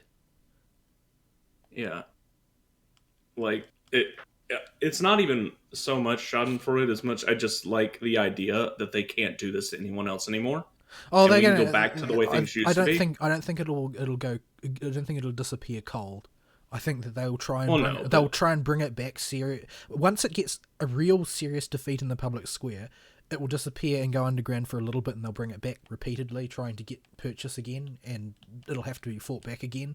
But I don't think that this is the sort of thing. Like, didn't you have a politician who said something about? I think it was Reagan said something about that you're always like one generation away from losing your freedom or something. Yeah, you always have to squash bad ideas. It's every generation's responsibility to squash bad ideas, but we've let the ones in this group run a little too rampant. And it can be the next cycle's job to deal with them when they crop back up. Communism's back, and the people aren't squashing that one either, but, what can you do? But my occasional cortex is a genius. Yeah. I don't understand that either, eh? Like, that woman is so she fell off the short bus. I am astonished that there are people who think she's a luminary, but and it's not just because I disagree with her ideas, but she can't even communicate her ideas. She is the greatest gift from God to the Republican Party. I don't really much like the Republican Party. I don't think they deserve her, but I mean, take advantage of her while she's there, guys. Like, this is almost so ridiculous. It's a form of divine intervention where it's just like, okay, we can't let these ideas go any further. It's going to mess with the plan. Hang on, guys, I got you. God drops a orbital drop package right in the Democrats' lap. Here you go. Occasional cortex. But the rest of them are just as bad, like Beto. Oh, Beto. Like you giving yourself a fake Hispanic name? Like, really? You don't think people are going to pick up on that? Oh, I think the Beto craze has died down. Yeah, he got his lunch eaten by that gay guy. What's his name? Oh, what's his name? Butt Gig or whatever. Right. I don't know. Butt something. Yeah, he's got a very strange name. I don't know what extraction that name is from, but it's weird. But he's like he's Beto except gay, and if you're going for the progressive constituency, like you lose if you're Beto because you're not gay. Yeah, he should have divorced his wife and. Yeah, when you operate off of identity politics, identity becomes the only thing that matters. So I mean, you just have to pay the consequences of that, I'm afraid. But yeah, he's stolen Beto's thunder. I think that's where that one's gone. But yeah, Sir Buttplug is taking his lunch, is eating it, or whatever his name is. Yeah, and then like the only reasonable guy in the field, like that. I mean, his ideas are still lunacy, but he seems like a nice guy. Is that Yang bloke? What's his name? Andrew Yang. I don't trust him at all. I don't see any special reason to trust him, but if you take him at face value, and you might as well, since you aren't going to trust any of them, I mean, he's at least not being a douche to people. Like, he's not publicly smearing people as the centerpiece to his campaign like everybody else. Which, I mean, even if he's not coming by it honest, at least that's sort of like semi-respectable that he isn't making slander the main objective of his campaign. Yeah. He's still a communist from Yeah, a couple of things I've seen. So. He's not a communist. I think he's a socialist of the sort of like the mandatory income thingy type of thinking, where everybody has to be paid to do nothing because that way everything will be fair. That is, which doesn't imply communism. It simply looks, sounds, and smells like it. But yeah, we're talking about politics again. Let's move on to another topic. A topic that's news and about video games. Well, it started off about video games, and then Kotaku got involved. Yeah, well, I mean, Kotaku do make everything political, so I guess it's just the natural outcome, really. Okay, so I laughed at this. This is some fun news. And by fun, I mean dumb. And I get to make fun of Capcom again, which I haven't got to do in a while. They've been doing good. But Capcom has released a physical product that you plug directly into your TV. It's a self-powered console that has a certain amount of pre-installed games on it, just like those things you used to buy in Walmart for $10. And it's 2 arcade sticks welded together with the Capcom logo. And this thing has a few okay games on it, like Power Battle's okay, Street Fighter 2 versions. Puzzle Fighter's on here. That's pretty good. The original Strider's on here, but it's just and Darkstalkers is on here. If you want me to be honest, I don't believe that it's for playing. I think it's for wealthy gamers to put on their shelf. Yeah, I think the stuff on here is only here as a token. Well, it's there to make it. Yeah, it's there to make it an actual product. It's not there because anybody's actually going to use it as such. Like, people might try it out once and then realize it's awkward to use and would be better as a conversation piece, because that's what it is. It's a conversation piece. Yeah, it's like there are three types of people who buy art books. Number one are people like me who they like the franchise, so they want the book and they'll look at it now and again. Number two is people who do art and who want to do fan art of the franchise and therefore need a reference. The third type are people who put them on the coffee table and never open them because they're actually for other people to open. They're for other people to see so that you can talk about them. Now, that's what this stick is for. It's so that somebody will see it and they will draw conclusions about what you're interested in and therefore know what topic to engage you on. Or as a trophy. That's the other thing. So, yeah. It's just another one of those categories, yeah. It just looks goofy. I'll drop it in the live show chat. Yeah, it doesn't actually look cool. That's the thing. That's why I say it's a conversation piece more than anything else. Is because it doesn't actually look cool. It's weird. Yeah. It's just the goofiest looking thing you've ever seen in your life. And, like, I cannot, for the love of me, think of who would buy this.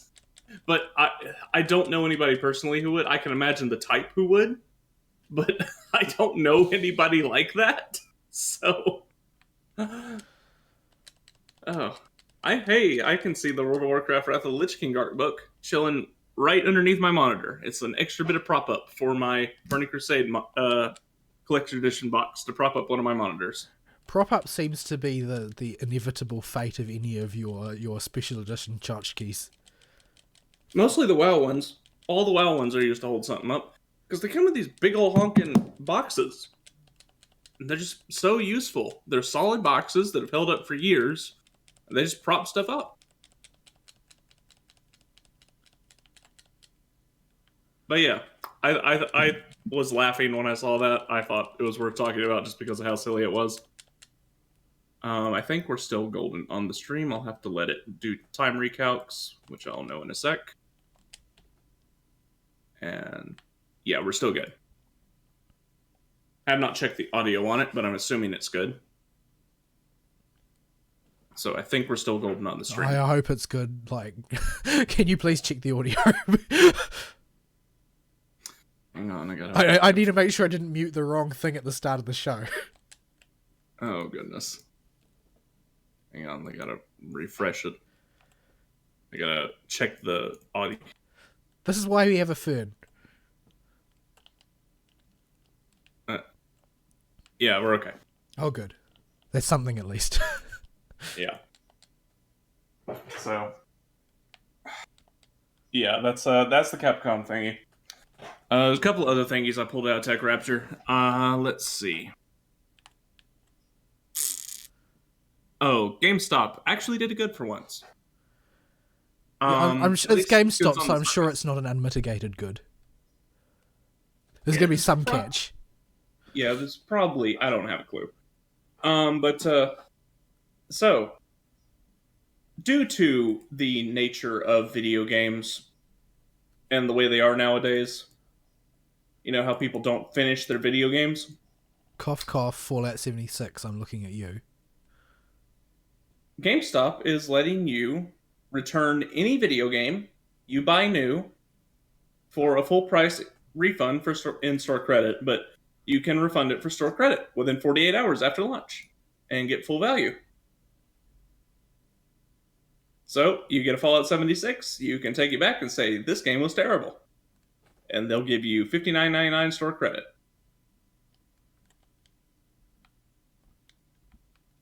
Well, I mean, So they Steam lets you do it, so they kind of have them over a barrel there.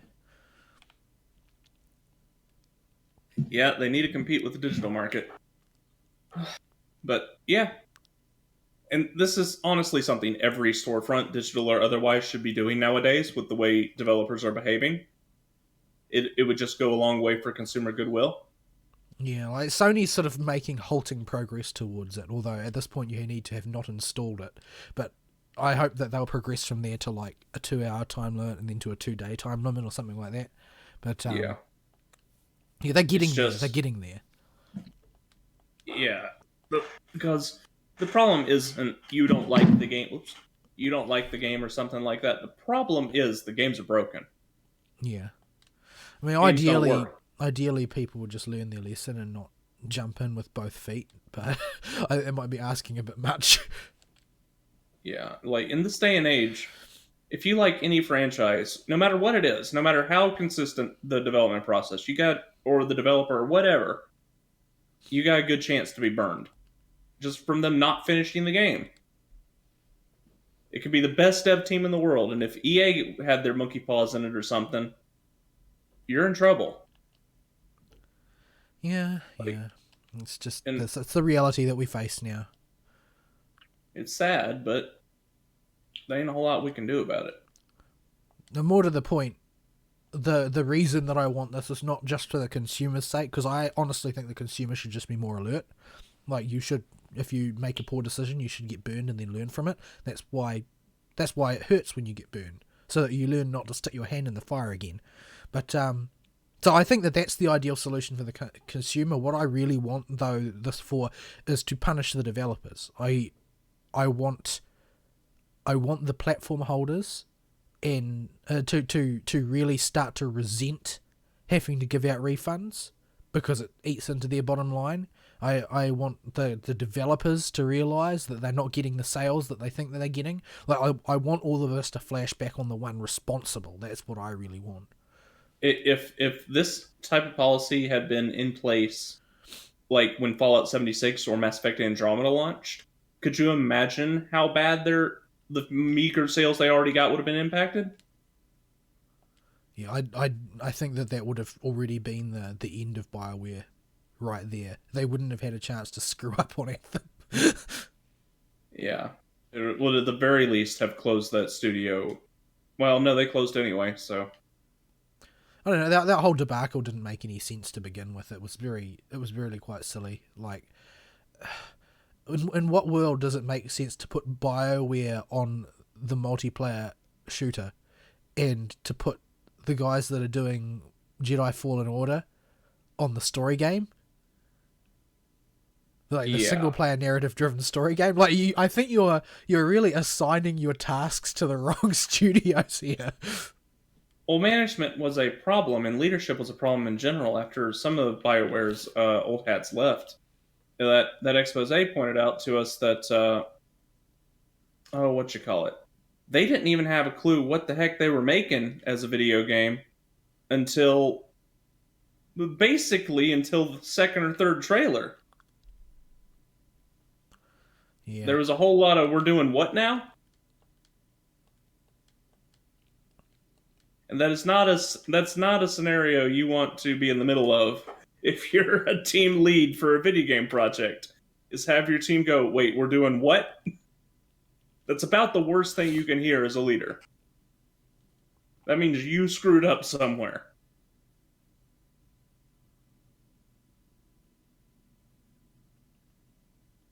But yeah. Um really all I got for that one. Uh, the other thing's a rumor that I didn't really read. I was throwing it in there while I was desperate for news. Do you see anything else? Right, we'll talk about the PS5, since Oh, right. that's like actual news. That's Okay. a thing we should be talking about. I Okay, forgot about it. so PS5. Okay, so there's not an announcement per se, but they've talked a bit about, on a low key sort of way, the technology which is going into it. Now, this is, I suppose it's sort of hard to talk about since it's all in the abstract now, and this is just talking effectively. This is just centered on the dev kits as we understand them at present. How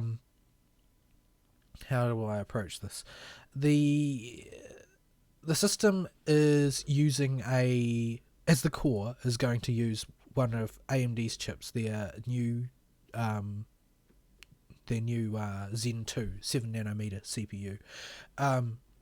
Number one, that follows through with the current trend, which is to say the current approach is to use normal CPUs and not get some, strange custom CPU that is very strange and doesn't quite mesh with any of the current technology and becomes a nightmare to actually, develop for, which was the problem with the Cell processor. Like, the Cell processor was a great processor, it was just an alien, so nobody knew how to develop for it.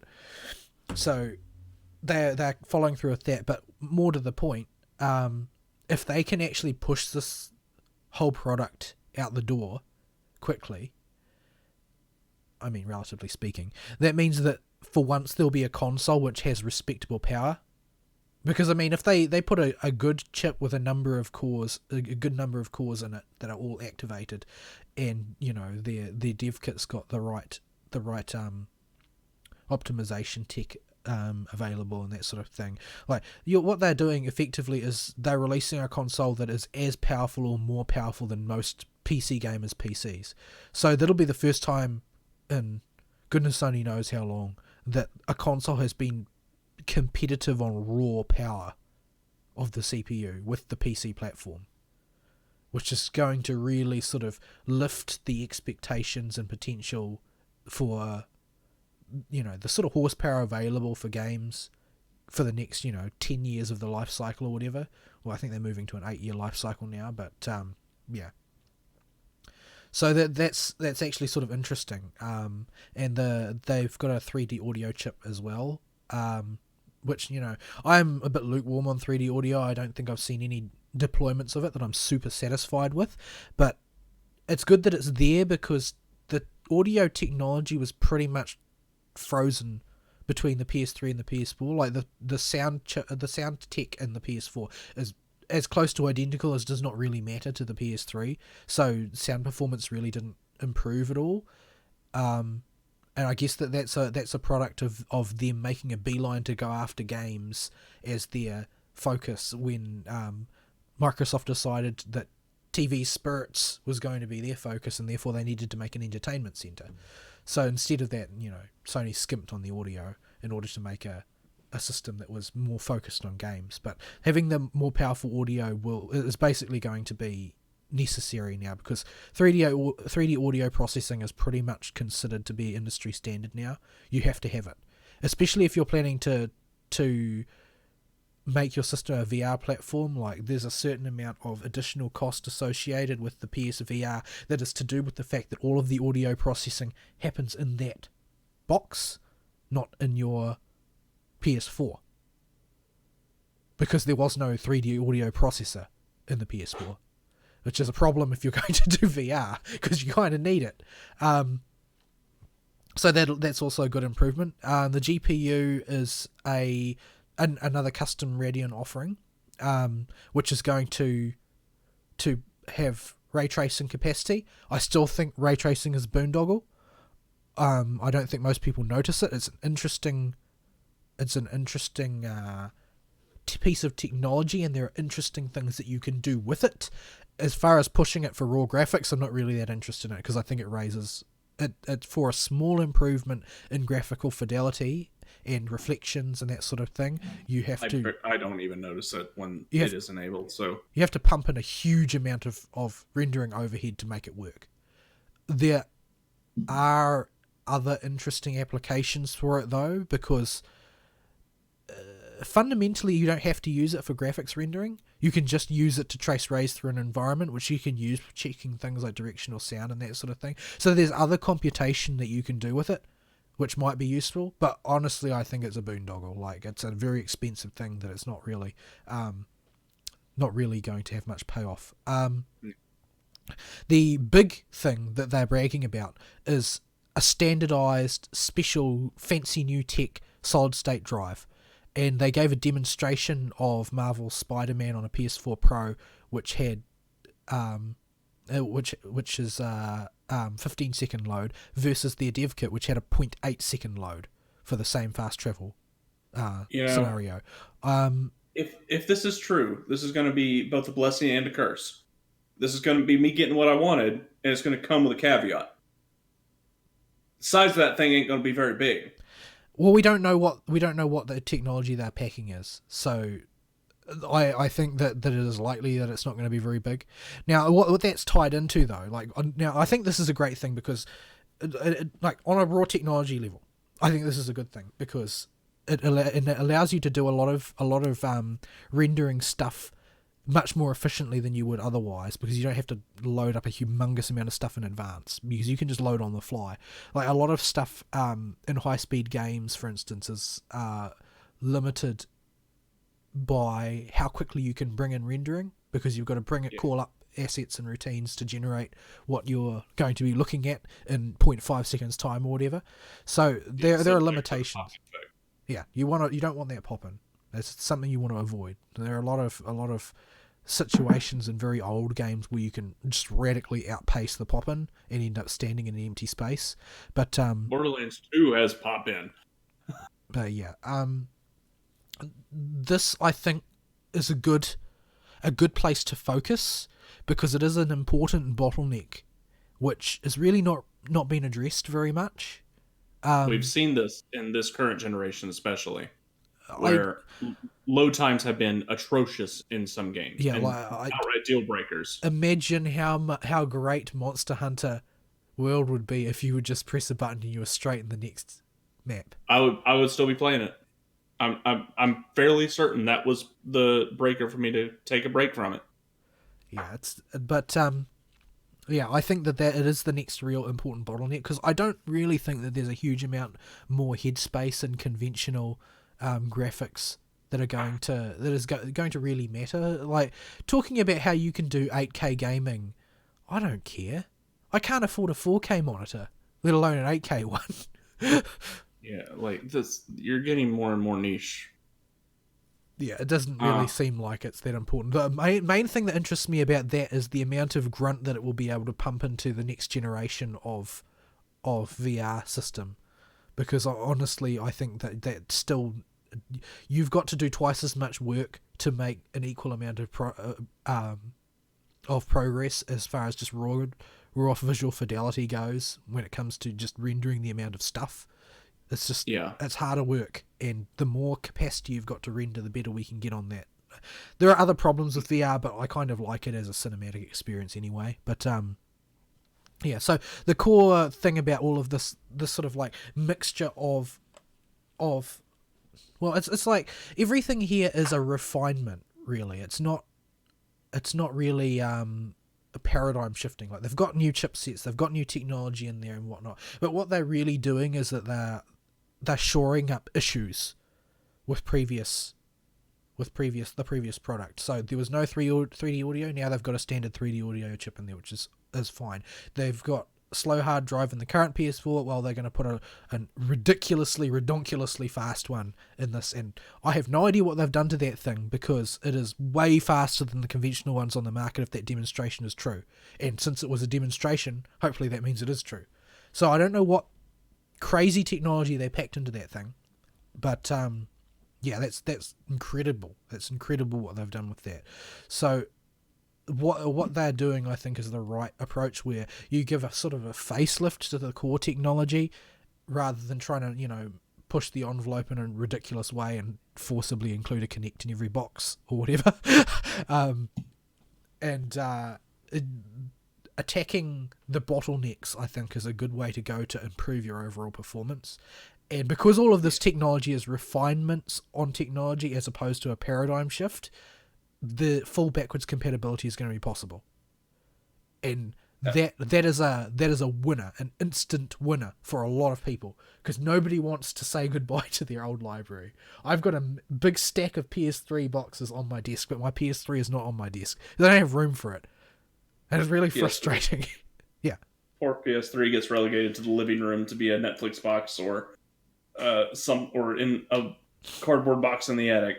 Yeah, it makes me sad. That's the way it is. Nothing I can do about it at this point. So, that's a really good thing. Your desk, I guess. Now, my desk is already huge, but it's just covered in junk.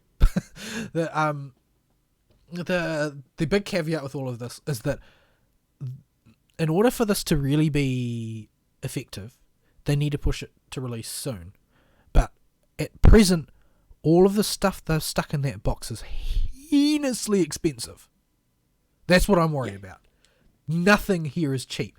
All of it is brutally expensive. This is all really high-end tech. Like a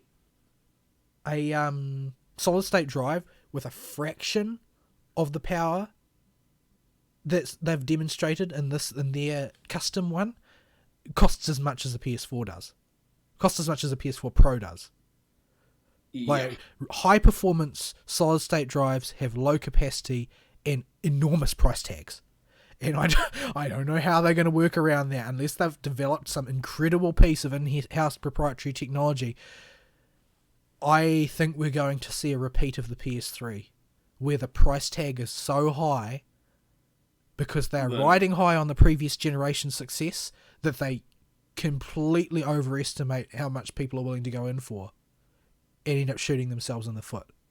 Well, it's time for the seesaw to swing the other way. It seems to switch between Microsoft and PS and PlayStation. Yeah, it really doesn't seem like there's a need to do that, but they really seem to want it to do that. But one of them gets too cocky, and the other one learns their lesson, and then they forget their lesson, and then they learn it again, and this will solidify the pattern if it happens again. And I won't be surprised in the slightest. But yeah, I think that we are looking at an overpriced console. I don't see how they can ship any of this stuff without taking a staggering loss. Like, they always take a big loss up front. Like, that's just the way it's done in this business. You take a loss when you launch a console because you know that the residuals coming through to the platform after you've got a good solid install base are going to pay it off. That's the theory that it's always operated on. If you have a loss this big, though, I just don't know quite how you make it back, because this is not cheap technology. This is some of the most brutally powerful stuff on the market. And yeah, like ray tracing GPUs cost a mint compared to their non-ray tracing counterparts. Like, that is the biggest single jump in GPU price that you can find anywhere. That's just what it is. Accounting for global inflation over the last few years, even then, a $600 price point's a hard sell. Yeah, if you hit $700 on this thing, people are out. I have a funny feeling that's what we're going to see, though, because I can't envisage a world in which they can do this at the price that is going to be, commensurate with people's reasonable expectations of what they should pay.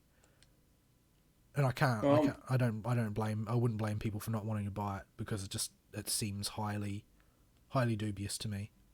I don't see how you could justify it, because it is going to be incremental. They always go for a smooth transition. If it's a really expensive system, we're going to see a lot more of, PS5 games being bought for the PS4 release because the cost is too high up front. And I don't know, maybe they often think the incumbent ruler often thinks that their market influence is enough to get away with this kind of crap, but I don't know. And this is all speculation, by the way, because I mean we don't know what it's going to be priced at, and we don't know when it's going to come out. But I don't see a path to a reasonable price tag on this level of power. The Zen 2 series is not cheap CPUs.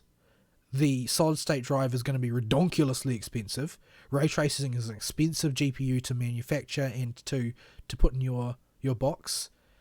It's just, I don't understand. I don't see it. I don't see how it can be reasonable. I don't know what speculations there are on the price that are out in the wild right now from people who know the business, but I don't see how it can possibly be reasonable.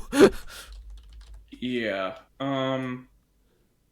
I don't know. If they hit too high on the price point on this, they're screwed. I just don't know how to communicate exactly my thoughts on this right now. Because even if this thing comes out at a reasonable price point, I still ain't going to get it week one. And I'll tell you why. Because they're selling you, something that smells like snake oil if it comes out at a reasonable price and has all that tech in it. Well, I mean, all of that aside, I never buy consoles week one anyway. Like, they just don't have the library to attract me. Yeah, there's not going to be a reason to pick this up for a couple years anyway. If there was a really cool Fate game on it at launch, you would get me to buy it, but that's about the only way. Yeah, it's not going to get localized. It's going to have a fan service scene in it that gets censored by Sony. Ugh. I wish they would just stop doing that. It's not funny. Nobody likes it. There's a whole story behind that as well, but I haven't done enough research into it. But it is internal Sony policy now. Like this is not something being done on somebody else's authority.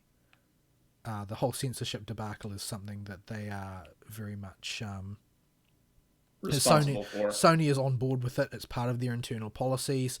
I don't know how well they've been thought out, but as far as the censorship goes, I think that it's going to be a bit of an interesting thing seeing it unfold, because it, as far as I can tell, it has been orchestrated by the media predominantly. Like there are various things that you see in that quarter from Japan, right? Like the Sword Art Online guy. Now, Sword Art Online, their latest season created a big noise and debacle because there's a very sort of vicious attempted rape scene in the new season, and this is not kosher with the social justice contingent at the likes of Crunchyroll, and so they after the initial release they rapidly moved to censor it. Now, I don't really agree with the censorship of it, and I think that it actually weakens things in general, because immediately after that the heroes commit the most grievous and graphic act of violence that has ever been committed by a protagonist in Sword Art Online, and you need the rape in order to justify it emotionally, because they don't hold anything back. Like the antagonists get graphically maimed by the heroes in an incredibly violent fashion, and it turns into a murder. So yeah, the censorship defangs that and ends up making it look a little bit less justified, because you can't see what's really going on. It's all heavily implied, but not really all there. Whereas it's meant to horrify you, to soften the blow of the horror that's about to be committed by the protagonist, to slip you into the two wrongs make a right mindset. That did not go down well. It was censored, and they made a big fuss about this, and the author caught wind of it and basically publicly stated that, in all his future stories he's going to make sure to maintain politically correct sensibilities. Like, he's declared this as a millstone around the neck of all of his future writing, that he's going to just, decide that he's going to be politically correct now. That's what he's going to do.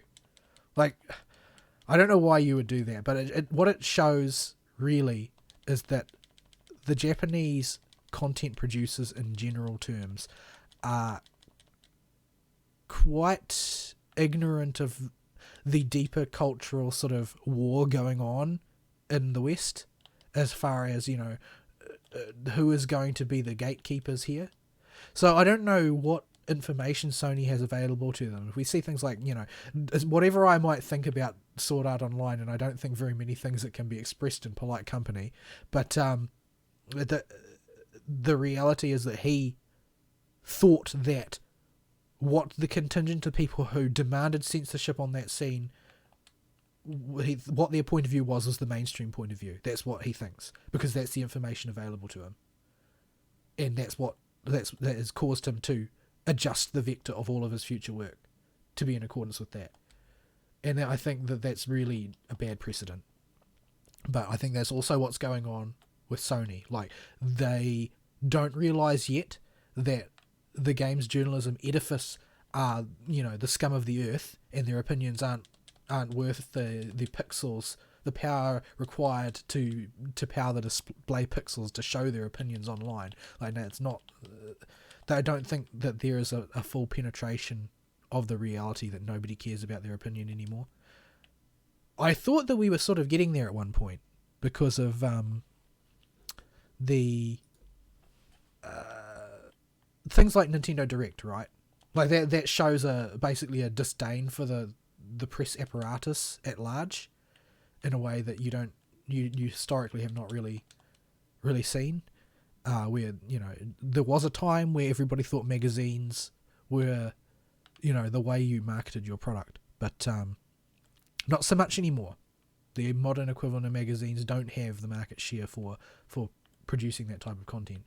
But I don't know. I don't want to support Sony as long as they're doing this. Like, there are things that, like, I'm not going to buy Neptunia games on PlayStation because they just censor them. Even for very mild stuff, they censor them. I don't approve of it, and I have to put my money where my mouth is on that. I upgraded my computer so that I could, if a game is censored, I could just decide that no, I'm not going to support it on console platforms. I'm going elsewhere. And I didn't really want to do it, but that's the way it is now. So, I'm not too sanguine about supporting Sony, even if the system is great, even if they have a great library for it. If they're going to place themselves in the position of being the one to decide what I do and do not consume in terms of media, I'm not really interested in supporting that way of thinking. And this is as a person who already, while there are certain things that are full of fan service that I consume voraciously, like Fate franchise products and whatnot, I still, by and large, take a fairly austere approach to that sort of stuff, and I don't indulge in it, generally speaking. But I want to be the one to decide that. I don't think that it's Sony's position to do that for me, especially considering they're a broad platform. They're not really a content producer, and I don't like that they are demanding a change in other people's content. And Steam is unfortunately doing the same thing. Like, they've really cracked down. It seems to be they go in and out like the tides on it. I don't really know what's going on there, but it seems to me that Steam have changed their stance on censorship multiple times. It's like the Australian Ratings Board. Like, they establish all of these principles for how they're going to handle censorship, and then they immediately ignore them and go and do something else. So I don't know what's going on with Steam, but everybody seems to be on the censorship train right now. I don't know when it's going to end. I don't know if it's going to end. I hope it does end. I'm really tired of it. I want to know what product I'm getting when I buy a game, whether I'm getting the real one or the neutered one. I don't like them being sold as the same thing.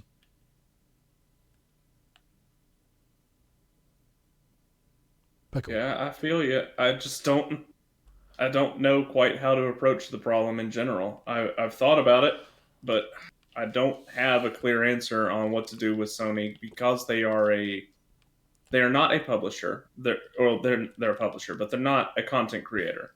They're not making the products that they're censoring. Yeah, they're a Which, content curator though. So yeah, the thing is that it's not, people aren't, oh well, we're voluntarily censoring what we would otherwise produce in order to be on Sony's platform. They try and release it on Sony's platform, they get rejected, and then they amend it. That's what has to happen. That's what's been happening. I just don't think that it's Sony's job. Like there are already like child lock facilities on every console, are there not? yeah, I agree with you in principle. It's just, do I agree enough to stop giving Sony money when they gatekeep a lot of the franchises that I Well, like? it's not that I'm going to stop giving money to them entirely, because that doesn't send a clear message. It's just like you'll get chalked up as not being part of the install base then. I just choose a different platform. I choose the platform which isn't censored. And that's what I'm planning on doing. Because the sales of games, like, information that console platforms want is which platform sold the most games? Why did it sell the most games? Like, why? How can we attract more people to play on this than that? And since I'm not part of the console fanboy or the PC Master Race community, like I'm totally platform agnostic. I have extremely poor vision, so I don't have a dog in the fight of high visual fidelity, since I can barely see to begin with. I don't really care what platform I play things on, to be quite blunt. I just don't. So I can just buy on the platform that offends me the least, and it will make the numbers stack differently. And I take it the same way that I take all sorts of boycotts and that sort of thing. Like, I don't actually care about the fact that boycotts aren't effective. I don't care about that kind of thing. I don't consider that to be my business in a sense, because I think that the most important thing is to be internally consistent with my own principles. Like, if I don't like what Sony is doing, then I don't support Sony. And that's all. That's all that there is to it. That's all that needs to be to it. It's not a matter of, oh well, it doesn't matter if I don't support them because they aren't going to change their mind. No, you decide on your principles internally and you stick with them. That's all that need be done. Like, if more people did that, then it would be the same as formal boycott, organised boycott sort of situations. But people don't. But it's not my business what other people do. I just maintain my own internal standards, and if I want to promulgate that practice, the most I can do is talk about it on this show. That this is what I think is important, that you stick by your own guns. Because you either believe in the principle or you don't. Either you think that Sony should be allowed to get away with their take on censorship, or they shouldn't. And if you don't help them do it. And if you do, you don't care. Like, as simple as that. There's no point in worrying about what other people are going to do, because you can't control them to begin with. I don't have that sort of pull. I'm not PewDiePie. I can't change people's minds. And it's not really my job to anyway. Just to make sure that people know that, this is what's going on. This is what I think you can do about it personally. And I think that my personal principles are more important than trying, to engage in some campaign of mass manipulation. Because if you just manipulate people, they aren't forming their own principles. They won't go the right way next time. So there's not really anything accomplished there.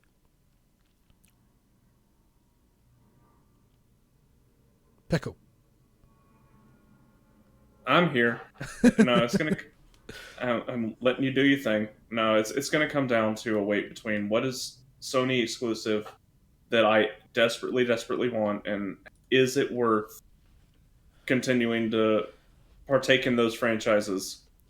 Does my dislike of the censorship outweigh the like I will have for whatever Sony has exclusive on their console? I That's don't what it think comes down to. I don't think that that's very likely to be the For case. me. Because I mean, what do they have exclusive? They've got Last of Us, which is garbage in my opinion. I didn't like it. Don't know yet. We have no idea what's going to be on the PS5 yet. Well, we do, So, because they've announced. They've announced in the way that when they were asked about it, they smiled instead of denying it.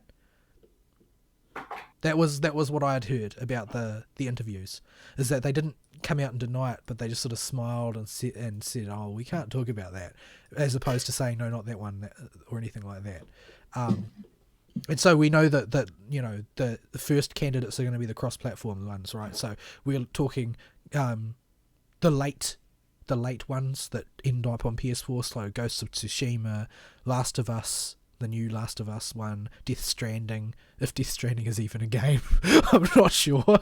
Yeah. But I think it's a Hideo Kojima game, so you expect to spend a lot of time watching. But yeah, I expect to see those in the first batch of PS5 games, but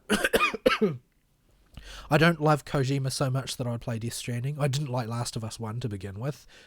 I think that you have pretty much zero resonance with the story of Last of Us unless you're a parent, and secondarily, the Last of Us 2 is, it's about lesbians. It's not about family relationships.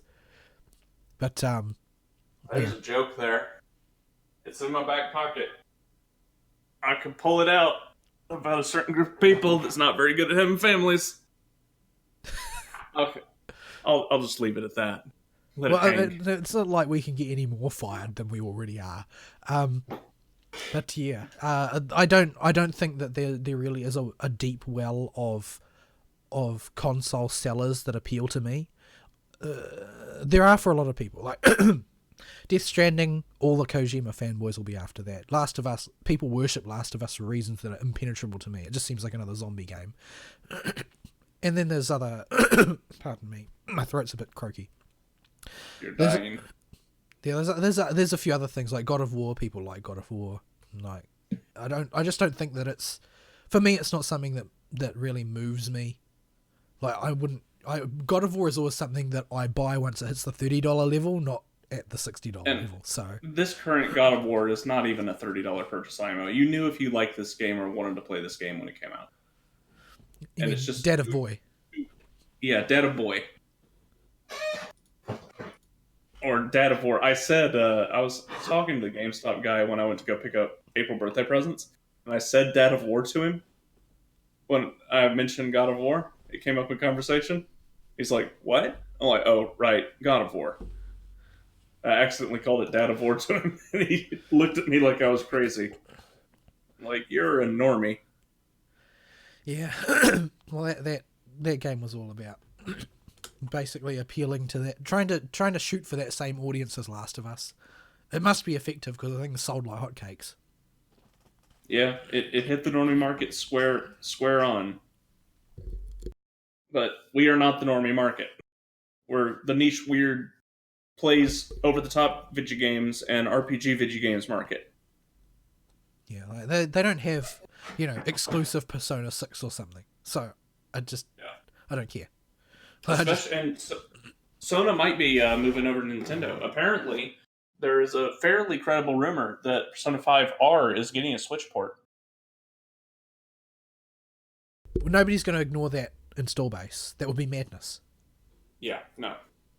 I think they're back on the train now that Nintendo has a console that can actually run Persona 5. Oh dear, oh dear, oh dear, oh dear, oh dear. So, Vol's dying, and we're at the 2-hour mark. Yeah, my throat's getting kind of phlegmy. I think I might have talked too much. It kind of went all in one go, and I just kind of let you. I thought you'd fallen asleep in your chair. No, I was just letting you rock it. You're on a rant, and we needed to fill time, so I'm like, I'll just let him go. I don't have much to add to it. Fern, come back. Come back from your holiday and control me. Yeah. Yeah, we need Fern back. Fern's week out of all of ours is the easiest to bounce off of for either of us. Otherwise, our weeks are fairly insular. Insular. I cannot English good. Yeah, so there are a couple of other topics I won't go into any depth since I don't have enough gas left to do that. But the Xbone SAD is a thing now, which is the Xbox One S All Digital Edition, which is basically an Xbone with no optical drive. It's a SAD Xbone. Yeah. Like who was working in their marketing department? Like Xbone was bad enough. Xbone SAD after once more United States President Donald Trump has popularized putting SAD on the end of sentences. Oh. Xbone SAD. Like it's not. It's like Who is working for these people? It's got to be the same marketing idiot that just didn't get fired the first time. Oh, it could Got to be the TV Spurts guy. Yeah, that was such a gimme for Sony. Like, I don't think Sony really deserves any credit for their success this generation. Really, it's just they gave you that one. It was in the bag. Like, I would have loved to be in the back room when they were watching Microsoft's press conference and just hear the guy, "Go get the camcorder. Go get it right now." And they needed to film that little skit. Yeah, so ultimately this is just basically a shot across the bow of resellers in brick and mortar, and I don't really blame them for that. Like, it's corrosive to their profits in a really serious way. It allows multiple people to play a game while only giving them money once, and only giving the developers money, which is more important, once. So it's not really helpful to anybody except the brick and mortar store, who will turn a huge amount of profit, because realistically the profit margins on the seconds market are mind-blowing. I hope GameStop stays on life support as long as I can, because I have a personal one, but they ain't gonna be around much longer. I've never really understood the seconds market though, because like, if I wanted to buy a second-hand game, I would go on Trade Me and I'd look for it and I'd find it for $5 or $10 and I'd buy it there and somebody would send it to my house. Like, Trade Me is basically national eBay. It's a New Zealand eBay. Everybody posts their crap on it. And yeah, we don't. That's how you buy second-hand games. Like, I would not dream of going down to the eBay store and buying it there for $5 off full price. Like, why would I? What benefit is there to me doing that? And if I sell it on Trade Me, the buyer who buys my second-hand game will get it for cheaper, and I will get more money than I would have gotten from eBay. So I don't even understand why the principle exists. I do not understand trading games to the brick-and-mortar stores. That seems incredibly stupid. But going in there and finding games that are way cheaper than they're supposed to be right now, and being able to just do Christmas shopping or birthday shopping. April's a good month for me to go to GameStop and just go, okay, discount. What we got over here? Oh, that's never the case in New Zealand, ever. Like, if the base price on a used game is usually $5 or $10 off the full price. It's only like that for the first 3 months for bigger games here. They never reprice them here. If the game is 8 years old, it will still be $10 off full price. You often found situations where the new games marked down price from being, because the price on new games does go down over time. The used ones would be more expensive. That's just something that happens. I don't know who's running this show, but it's not very good. Anyway, yeah. So basically, that's the objective here. But honestly, I don't like buying things that have less features. Like, I bought a PS4 Pro not because I desperately needed a PS4 Pro or because I had an extra $100 burning a hole in my pocket, but because I didn't want a PlayStation that didn't have a Toslink port. I don't like people taking features away from me. Because my PS3 has one. I wanted my PS4 to have one as well. And if there's only one that has, I'll buy that one. So I don't see why. And also, I don't want to buy from the PSN store. My goodness. Like, I don't have context for Xbox. And I know that this really plays into their strategy for their new subscription service thing. Subscription on subscription service thing that they're launching, where you have a games library or whatever. I know that that's what this is really playing into, but my perspective comes from the PlayStation. I just don't want to pay PSN store prices. Once in a while, on sale, I will buy something from the PSN store because it's ultra convenient, but I very rarely will just go out of my way to buy something there because the prices are extortionate. And yeah, I can, if I'm patient, I can order a new game from, like, to be shipped to me from overseas, which will cost me, probably about, by an estimate, probably about 4 or 5/8 of the price of buying it on the PSN store. Like, if I buy a brand new game on the PSN store, it'll cost me $110, somewhere between $90 and $120.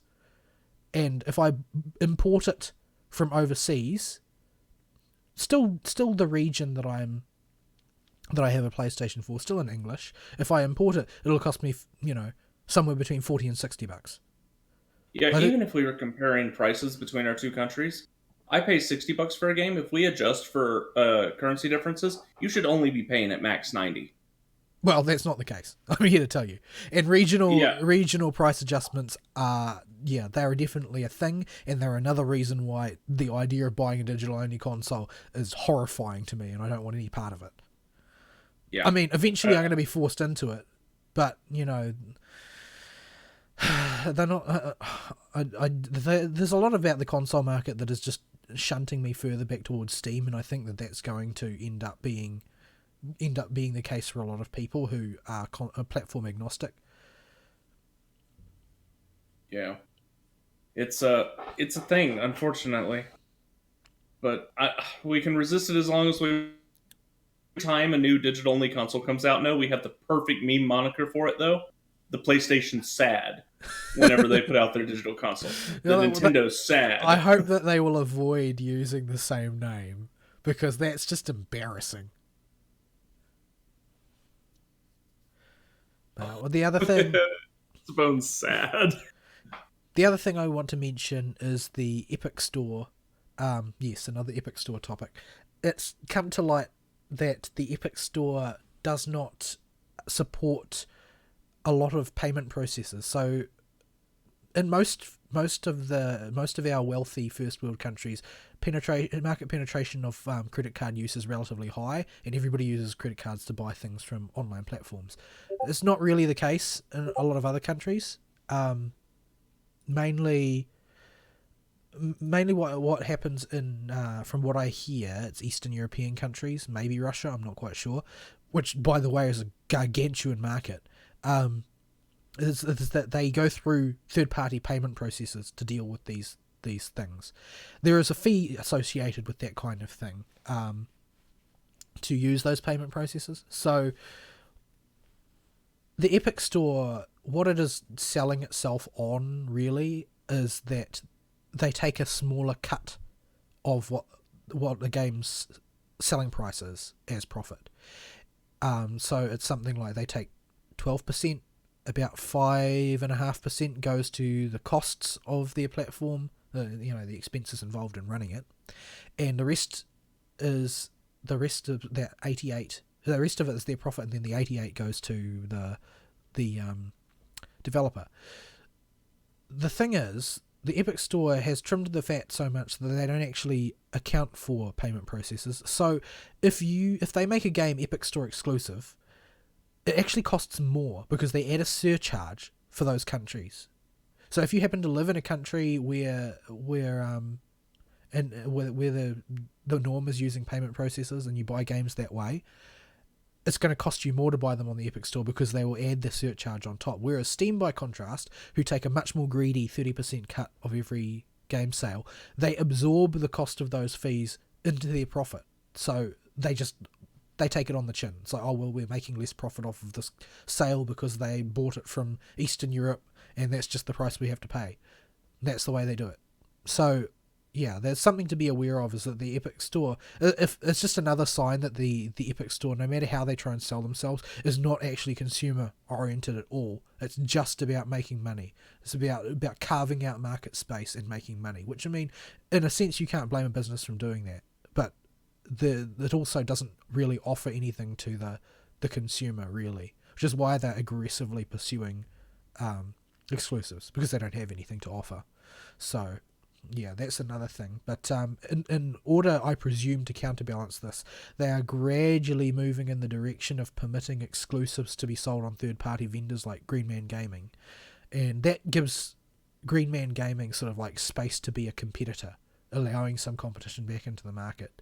As previously they just didn't have any access for third-party sales at all, but if they're bringing in things like Green Man Gaming, well, vendors like that have the capacity to strike up particular deals with payment processors that are used by those Eastern European countries and other countries like that, which will allow them to basically make special deals where, they can actually provide a price that is competitive on what the Epic Store would be offering.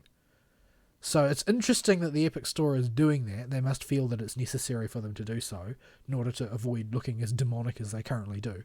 But yeah, it's a bit strange, really, that they left so many holes in their strategy, and they're just simply using basically brute force purchasing aggression in order to make progress. But I guess I should not be actually surprised. Everything else about the Epic Store has been very slipshod. This is not really any exception. Yeah. But yeah. Yeah. Oh, I have contracted the hiccups. Again? Really? Again. I get the hiccups more than any other person I know. Ugh. But yeah, we are at over 2.5 hours. I've got the hiccups, and we should probably wrap it up before your voice gives out. Alrighty. Let's see. I need to find my stop streaming button. Here we go. Okay, folks. Have a happy Easter weekend, and we will see y'all next week with a Fern. Fern, come back. Fern, come save us. Look at it like this. We didn't talk about boobies. And now you did it. We almost made it the whole show. You just I had to say it at the end. Well, yeah. All right. We'll be back next week, folks, with a Fern, and it'll be much better. This is the end of the Librarian and Marshmallow Show. We'll see you next week. Sayonara. Bye-bye.